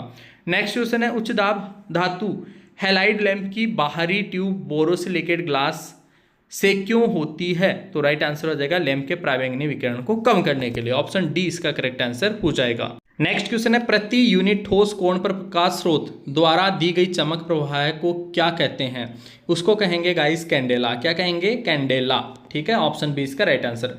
What is the unit of luminous flux? Luminous flux की इकाई होती है ल्यूमेन। चमकदार दस्ता ल्यूमिनस एफिशिएंसी की जो इकाई है वो होती है ल्यूमेन पर वाट। वैक्यूम बल्ब में वाष्पीकरण की दर कम कैसे करते हैं? तो दर जो है कम करेंगे, ऑप्शन है इसका राइट आंसर होगा अक्रिय गैस भर के, ठीक है। अक्रिय गैस भर देंगे, इनर्ट गैसें जो है वो भर देते हैं। तो हाँ, नेक्स्ट देखिए, इसके बाद में क्वेश्चन नंबर 16 है, कुंडली लैंप का मुख्य लाभ क्या है? तो इसका मुख्य लाभ ये होता है option B, higher light output, उच्च प्रकाश उत्पादन, ठीक है। परावर्तक का नाम क्या है? तो ये जो परावर्तक है कौन सा? मिरर है, सॉफ्ट है, पैराबोलिक है, ये पैराबोलिक। ऑप्शन सी इसका राइट आंसर हो जाएगा, पैराबोलिक, ठीक है। What is the name of the light? इस लाइट का नाम क्या है? तो ये जो लाइट है ना गाइस, इसका है स्पॉट लाइट। क्या बोलते हैं इसको? Spot light. क्या बोलेंगे? Spot light. ऑप्शन जो है 20 का ऑप्शन ए जो है, स्पॉट लाइट ऑप्शन ए में है, तो ऑप्शन ए इसका राइट आंसर हो जाएगा। नेक्स्ट क्वेश्चन है अपने पास में, कौन सा उपकरण चिंगारी वोल्टेज प्रदान करता है? एक HPSV दीपक में चौक के रूप में कार्य करता है, तो वहां पे जो ऑप्शन सी इसका राइट आंसर हो जाएगा, लीक ट्रांसफार्मर। नेक्स्ट है, इसके बाद में लैंप का नाम क्या है? तो इस लैंप का नाम जो है वो है mercury argon type, high pressure mercury vapour lamp, ठीक है। ऑप्शन डी इसका करेक्ट आंसर हो जाएगा। नेक्स्ट क्वेश्चन है, फ्लड और औद्योगिक प्रकाश व्यवस्था के लिए किस प्रकार की प्रकाश व्यवस्था का उपयोग किया जाता है? तो डायरेक्ट लाइटिंग का उपयोग करते हैं हम। किसका उपयोग करते हैं? डायरेक्ट लाइटिंग का उपयोग करते हैं। ऑप्शन ए इसका राइट आंसर हो जाएगा। नेक्स्ट है, फ्लड और औद्योगिक प्रकाश व्यवस्था के लिए किस प्रकार की प्रकाश व्यवस्था का उपयोग किया जाता है? फ्लड और औद्योगिक प्रकाश व्यवस्था के लिए किस प्रकार की प्रकाश व्यवस्था का उपयोग करते हैं? तो वहाँ पे प्रकाश व्यवस्था जो है वो होती है डायरेक्ट लाइटिंग, ठीक है। कौन सी होती है? Direct lighting. ऑप्शन ए इसका राइट आंसर हो जाएगा। नेक्स्ट क्वेश्चन है, कोल्ड कैथोड लैंप कौन सा है? तो कोल्ड कैथोड लैंप जो है वो है नियोन साइन लैंप। कौन सा है? Neon line Sam. ऑप्शन जो है 20 का राइट आंसर हो जाएगा। इसके बाद में देखिए, नेक्स्ट जो है आप लोगों का module number 11 measuring instrument. Measuring instrument का फर्स्ट क्वेश्चन है, एक संकेतक उपकरण में पॉइंटर को शून्य स्थिति से स्थानांतरित करने के लिए किस बल? तो उसके लिए तो डिफ्लेक्टिंग टॉर्क होता है भाई। एक स्प्रिंग वाला होता है कंट्रोलिंग टॉर्क, एक जो डिफ्लेक्ट करेगा वो आप लोगों का डिफ्लेक्टिंग टॉर्क कहलाएगा, एक जो वाइब्रेट नहीं करने देगा वो डैम्पिंग टॉर्क कहलाता है, ठीक है। 3 टॉर्क कार्य करते हैं, एक तो कंट्रोल टॉर्क, एक जो इसको मूव करेगा वो डिफ्लेक्टिंग टॉर्क, एक जो इसको मूव करने के बाद में बिल्कुल वाइब्रेट नहीं करने देगा, कंपन नहीं करने देगा, वो डैम्पिंग टॉर्क कहलाता है। नेक्स्ट क्वेश्चन है, गुरुत्वाकर्षण नियंत्रण के साथ प्रदान किए गए उपकरण का उपयोग कौन सी है? उपयोग करने की स्थिति कौन सी है? तो उपयोग करने की स्थिति जो है ना, गुरुत्वाकर्षण में हमेशा वर्टिकल होती है, ऊर्ध्वाधर होती है, वर्टिकल, ठीक है। पैमाने का नाम क्या है? ये जो पैमाना है ये कौन सा है? ये गैर रेखीय पैमाना है, अरेखीय। अरेखीय इसलिए क्योंकि यहाँ देखो एक समान वैल्यूज नहीं लिखी हुई, यहाँ छोटा छोटा है, बड़ा है, यहाँ बहुत ही बड़ा है, ठीक है। तो नॉन लीनियर बोलते हैं इसको, नॉन लीनियर, ठीक है, गैर रेखीय। ऑप्शन डी इसका राइट आंसर हो जाएगा। नेक्स्ट क्वेश्चन है, इंस्ट्रूमेंट रीडिंग की गलत स्थिति के कारण कौन सी त्रुटि होती है? गलत स्थिति के कारण डिवाइस त्रुटि, ह्यूमन एरर, ठीक है, या फिर प्रभाव त्रुटि या स्विचिंग त्रुटि।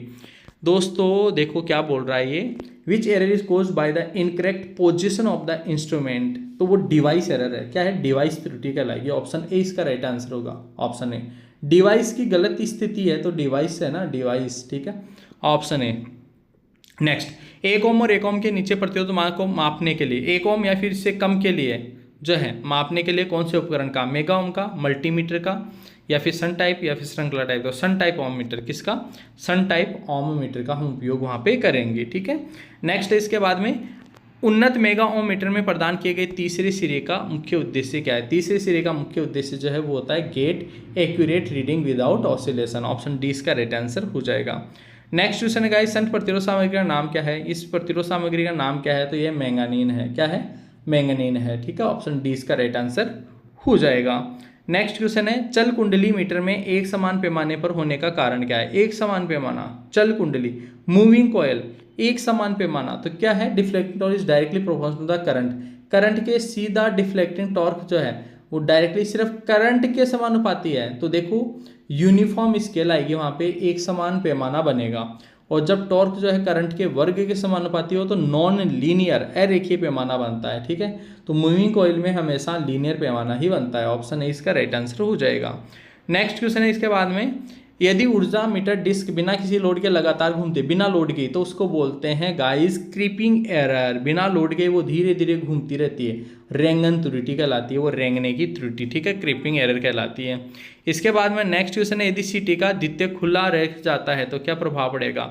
सीटी मतलब करंट ट्रांसफार्मर, करंट ट्रांसफार्मर का द्वितीयक अगर खुला रह जाए तो उसका ये इफेक्ट पड़ेगा कि सेकेंडरी वाइंडिंग बर्न्स आउट, यानी सेकेंडरी जो है वो जल जाएगी। ठीक है, ऑप्शन डी इसका राइट आंसर हो जाएगा।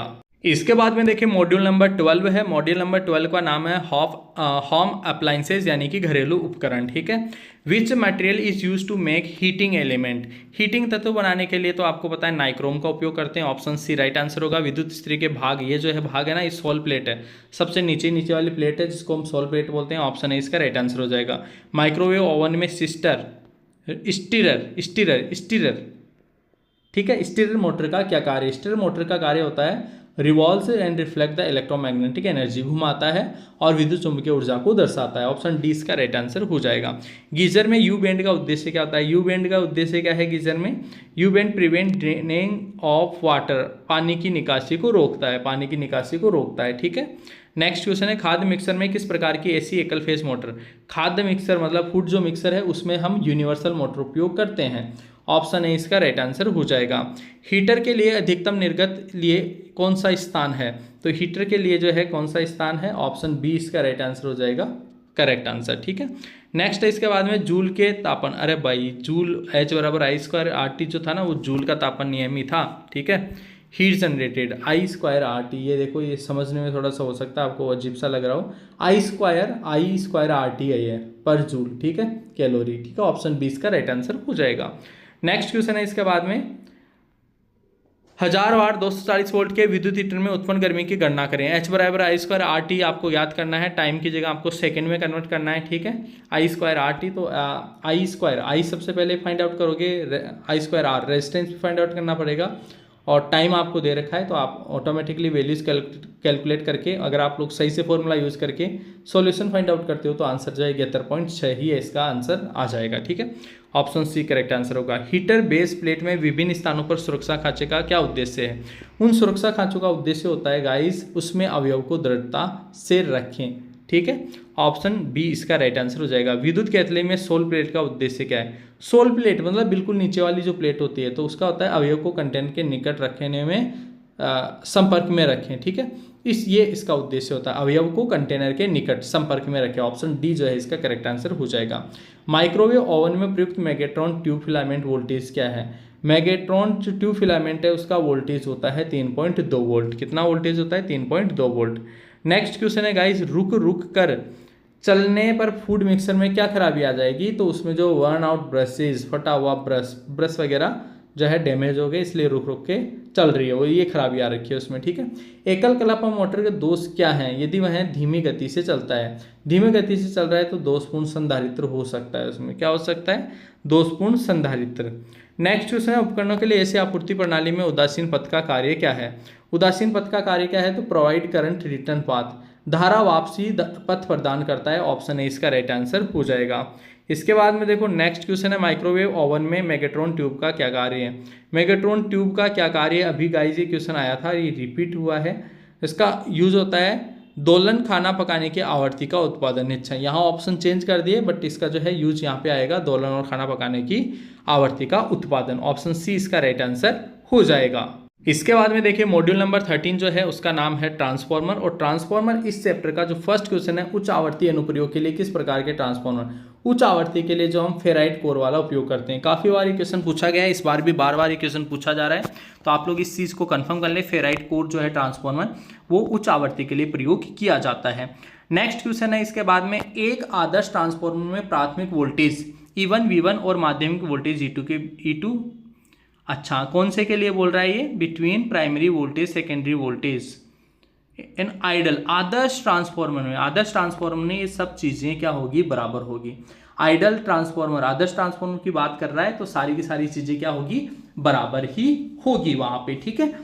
इसके बाद में देखो नेक्स्ट क्वेश्चन नंबर 3 जो है वो ट्रांसफॉर्मर में कंजर्वेटर का कार्य क्या होता है। कंजर्वेटर आपको पता है यार, उसमें ऑयल भरा होता है, वो जो नमी है उसको अंदर नहीं जाने देता, तो विभिन्न लोड के कारण तेल स्तर में विस्तार। हाँ देखो समझना, तेल होता है मेनली कंजर्वेटर में, नमी को सोखता है आपका जो है ब्रीदर, ब्रीदर में सिलिका जेल भरी होती है, वो नमी को सोख लेती है, शुष्क वायु जो है कंजर्वेटर में जाती है, बट कंजर्वेटर जो है अपना ऑयल का भी भरा रहता है, वो ऑयल जो है वो मतलब ऑयल के फैलाव, और अगर कम ऑयल हो जाए तो ऑयल को अंदर भेज देगा, फैलने के लिए जगह हो जाएगी, तो लोड विभिन्नता के कारण तेल का जो स्तर है उसमें उतार चढ़ाव को एक तरीके से अनुमति देता है, उसमें सहायता करता है, ठीक है।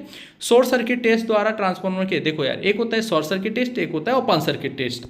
शॉर्ट सर्किट टेस्ट से हम जो है ताम्र हानियां ज्ञात करते हैं, और ओपन सर्किट टेस्ट से हम लोह सतियां ज्ञात करते हैं। लोह सतियां मतलब भंवर सतियां और हिस्टेरेसिस सतियां, ठीक है। तो फिलहाल जो है यहाँ पे शॉर्ट सर्किट टेस्ट के लिए पूछ रहा है, शॉर्ट सर्किट टेस्ट से हम कॉपर लॉसेस ज्ञात करते हैं, ठीक है। नेक्स्ट क्वेश्चन बोल रहा है ट्रांसफॉर्मर के वोल्टेज प्रतिशत विनियमन की गणना करो। वोल्टेज प्रतिशत विनियम की जो आप लोगों को खुद से गणना करनी है, VFL माइनस VNL बटे VFL, ठीक है। ये आप लोगों को फॉर्मूला लगा के कैलकुलेट करना है, तो आंसर जो है इसका ऑप्शन डी आंसर आप लोगों को देखने को मिलेगा। ट्रांसफॉर्मर में टुकड़े टुकड़े में कोर का उपयोग करने का मुख्य उद्देश्य, टुकड़े टुकड़े जो है वो इसलिए करते हैं ताकि भंवर हानियों से बचाया जा सके, जो एडीकरण लॉसेस है उनसे बचने के लिए जो है हम लेमिनेटेड कोर का इस्तेमाल करते हैं। ऑप्शन डी इसका राइट आंसर हो जाएगा। ट्रांसफॉर्मर की शीतलन विधि क्या है, ट्रांसफॉर्मर की शीतलन विधि कौन सी है, यह है तेल प्राकृतिक द्वारा, ठीक है, तेल द्वारा, ऑयल नेचुरल कूल, ठीक है। ऑयल भर दिया इसके अंदर तो जो है ऑयल कूलिंग हो गई मेथड, ठीक है। ऑप्शन है इसका राइट आंसर हो गया। नेक्स्ट है ट्रांसफॉर्मर से अधिकतम दक्षता प्राप्त करने के लिए क्या शर्त है। ट्रांसफॉर्मर से अधिकतम दक्षता प्राप्त करने के लिए क्या शर्त है। अधिकतम दक्षता प्राप्त करने के लिए ये शर्त है कि ताम्र सतियां जो है वो लौह सतियों के बराबर होनी चाहिए, ठीक है। ताम्र सतियां लौह सतियों के बराबर होगी तो उस कंडीशन में ट्रांसफॉर्मर की दक्षता अधिकतम होगी, उसकी दक्षता एफिशिएंसी जो है मैक्सिमम होगी।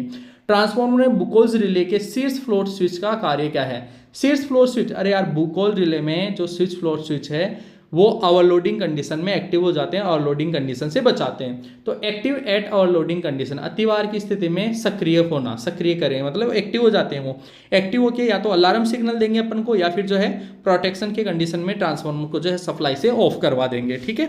दो तरीके के होते हैं ये। नेक्स्ट देखो इसके बाद में है वर्तमान ट्रांसफॉर्मर मतलब करंट ट्रांसफॉर्मर। करंट ट्रांसफॉर्मर धारा मापन में सहायक होता है। तो करंट ट्रांसफॉर्मर कोर कम प्रतिघात और कम कोर हानि क्यों कर रहा है, क्यों कर रहा है, क्योंकि पढ़ने में त्रुटि को कम करने के लिए, ठीक है। To minimise the error in reading, option D इसका राइट आंसर हो जाएगा। विभव ट्रांसफॉर्मर को पढ़ने में त्रुटि को कैसे कम किया जा सकता है। विभव ट्रांसफॉर्मर को पढ़ने में त्रुटि को मतलब एरर, आप पोटेंशियल ट्रांसफॉर्मर से वोल्टेज फाइंड आउट कर रहे हो लेकिन उसमें त्रुटि कम से कम हो, इसके लिए क्या करोगे, इसके लिए आप करोगे अच्छी गुणवत्ता वाली कोर सामग्री प्रदान करना। ऑप्शन डी इसका राइट आंसर हो जाएगा। ऑफ लोड टेप बदलने के लिए ऑपरेशन से पहले लोड क्यों काट दिया जाता है। लोड क्यों काटते हैं भाई, लोड इसलिए काटते हैं टू हैवी स्पार्किंग, उच्च स्पार्किंग ना हो। अगर मान लो वो लोड अपन हटाएंगे नहीं ना, तो उस लोड में क्या है एक तरीके से करंट जाता रहेगा तो फिर उच्च स्पार्किंग उत्पन्न होगी, ठीक है। इसीलिए ऑप्शन सी इसका राइट आंसर होगा। पावर ट्रांसफॉर्मर का भाग कौन सा है, ये जो भाग है बुकोल्स रिले है भाई, क्या है बुकोल्स रिले है, जो ट्रांसफॉर्मर को सभी प्रकार के जो भी आंतरिक दोष होते हैं उनसे बचाती है, ठीक है। नेक्स्ट क्वेश्चन है दो ट्रांसफॉर्मर के समांतर संचालन के लिए कौन सी स्थिति बिल्कुल आवश्यक है। तो फेज सीक्वेंस जो है वो बिल्कुल आवश्यक है, फेज सीक्वेंस सही होना चाहिए, दो ट्रांसफॉर्मर है तो, ठीक है। उनका वो जो वोल्टेज रेटिंग है, टर्मिनल वोल्टेज रेटिंग, वो सही होना चाहिए, ठीक है। मेनली ये होता है, फ्रीक्वेंसी जो है वो सेम होनी चाहिए, कला अनुक्रम फेज सीक्वेंस जो है वो आप लोगों का इक्वल होना चाहिए। नेक्स्ट क्वेश्चन है, बड़े ट्रांसफार्मर में तांबे के नुकसान को कम करने के लिए, तांबे के नुकसान को कम करने के लिए तो आपको पता है यार स्टेप्ड कोर अरेंजमेंट का उपयोग किया जाता है, ठीक है। बड़े ट्रांसफार्मर में तांबे के नुकसान को कम करने के लिए किस निर्माण तकनीक, ठीक है, उस use stepped core magnetism arrangement, ठीक है। नेक्स्ट ट्रांसफार्मर का नाम क्या है, ये वाला ट्रांसफार्मर कौन सा है, तो गाइस ये वाला जो ट्रांसफार्मर है ना, ये वायु को ट्रांसफार्मर है, एयर को ट्रांसफार्मर, ऑप्शन है इसका राइट आंसर हो जाएगा। उच्च वोल्टेज प्रतिष्ठानों को मापने के लिए किस ट्रांसफार्मर का उपयोग किया जाता है, उच्च वोल्टेज प्रतिष्ठानों को मापने के लिए किस ट्रांसफार्मर का उपयोग किया जाता है, तो वहां पे जो है हम पोटेंशियल ट्रांसफार्मर, उच्च वोल्टेज है यार, उच्च वोल्टेज है यार, वोल्टेज पोटेंशियल ट्रांसफार्मर का उपयोग करेंगे, पोटेंशियल, ठीक है। उच्च धारा को मापने के लिए करंट ट्रांसफार्मर का उपयोग करते हैं। नेक्स्ट क्वेश्चन है, पावर ट्रांसफार्मर लगे हुए ब्रेदर नमी कैसे नियंत्रित करता है, ब्रीदर में सिलिका जेल भरा होता है, ठीक है, अमोनियम जेली का उपयोग करके। अच्छा ब्रीदर यूज सिलिका जेल, भाई ये गलत हो गया, गलत गलत गलत, ठीक है, ऑप्शन डी गलत है इसका आंसर, ऑप्शन ए ही सही आएगा, यूजिंग सिलिका जेल, ठीक है। नेक्स्ट क्वेश्चन देखो, नेक्स्ट क्वेश्चन है, ट्रांसफार्मर ओपन सर्किट परीक्षण द्वारा कौन सी स्थिति ज्ञात करते हैं, तो ओपन सर्किट से मैंने आप लोगों को बताया कोर हानियां ज्ञात करते हैं, जिसमें एडी करंट और भंवर हानियां दोनों आ जाती है। अब ऑप्शन डी यहाँ पे है जिसमें दोनों है, तो ऑप्शन डी इसका करेक्ट आंसर हो जाएगा। नेक्स्ट क्वेश्चन है, ट्रांसफार्मर के तेल के क्रैकल टेस्ट को किसका निर्धारण होता है, तेल का जो टेस्ट करेंगे ना उससे जो है हमें नमी, अरे तेल का टेस्ट तो मेनली भाई उसमें मॉइस्चर वगैरह नमी तो नहीं आ गई, उसका इंसुलेशन कमजोर तो नहीं हो गया, इसीलिए तो करते हैं। नेक्स्ट और लास्ट क्वेश्चन आज के इस क्लास का 13 मॉड्यूल का जो क्वेश्चन है वो है, पावर ट्रांसफार्मर का कोर बनाने के लिए किस सामग्री का उपयोग किया जाता है, तो पावर ट्रांसफार्मर का कोर बनाने के लिए हम जो है CRG हो, कोल्ड रोल ग्रेन ओरिएंटेड जो है सामग्री, उसका उपयोग करते हैं। तो गाइस इस तरह से कंप्लीट मॉड्यूल मैंने डिस्कस किया, आप लोग इस क्लास को जो है ना दोबारा फिर से रिपीट करें, तीसरी बार रिपीट करें, चौथी बार रिपीट करें, जितना आपके पास में टाइम है उस समय में आप जितनी बार इसको 2-3 बार जो है जरूर देखें, ताकि सारे क्वेश्चन आप लोगों के क्लियर हो सके। तो दोस्तों फिलहाल इस वीडियो में इतना ही। ITI से रिलेटेड सभी यूजफुल अपडेट्स, चाहे वो ITI रिजल्ट से रिलेटेड हो या फिर ITI जॉब से रिलेटेड, रेगुलर प्राप्त करने के लिए आप लोग जरूर जुड़े रहिए हमारे यूट्यूब चैनल के साथ। दोस्तों फिलहाल इस वीडियो में इतना ही, मिलेंगे आपसे नेक्स्ट वीडियो में, तब तक के लिए आप सभी को बहुत बहुत धन्यवाद।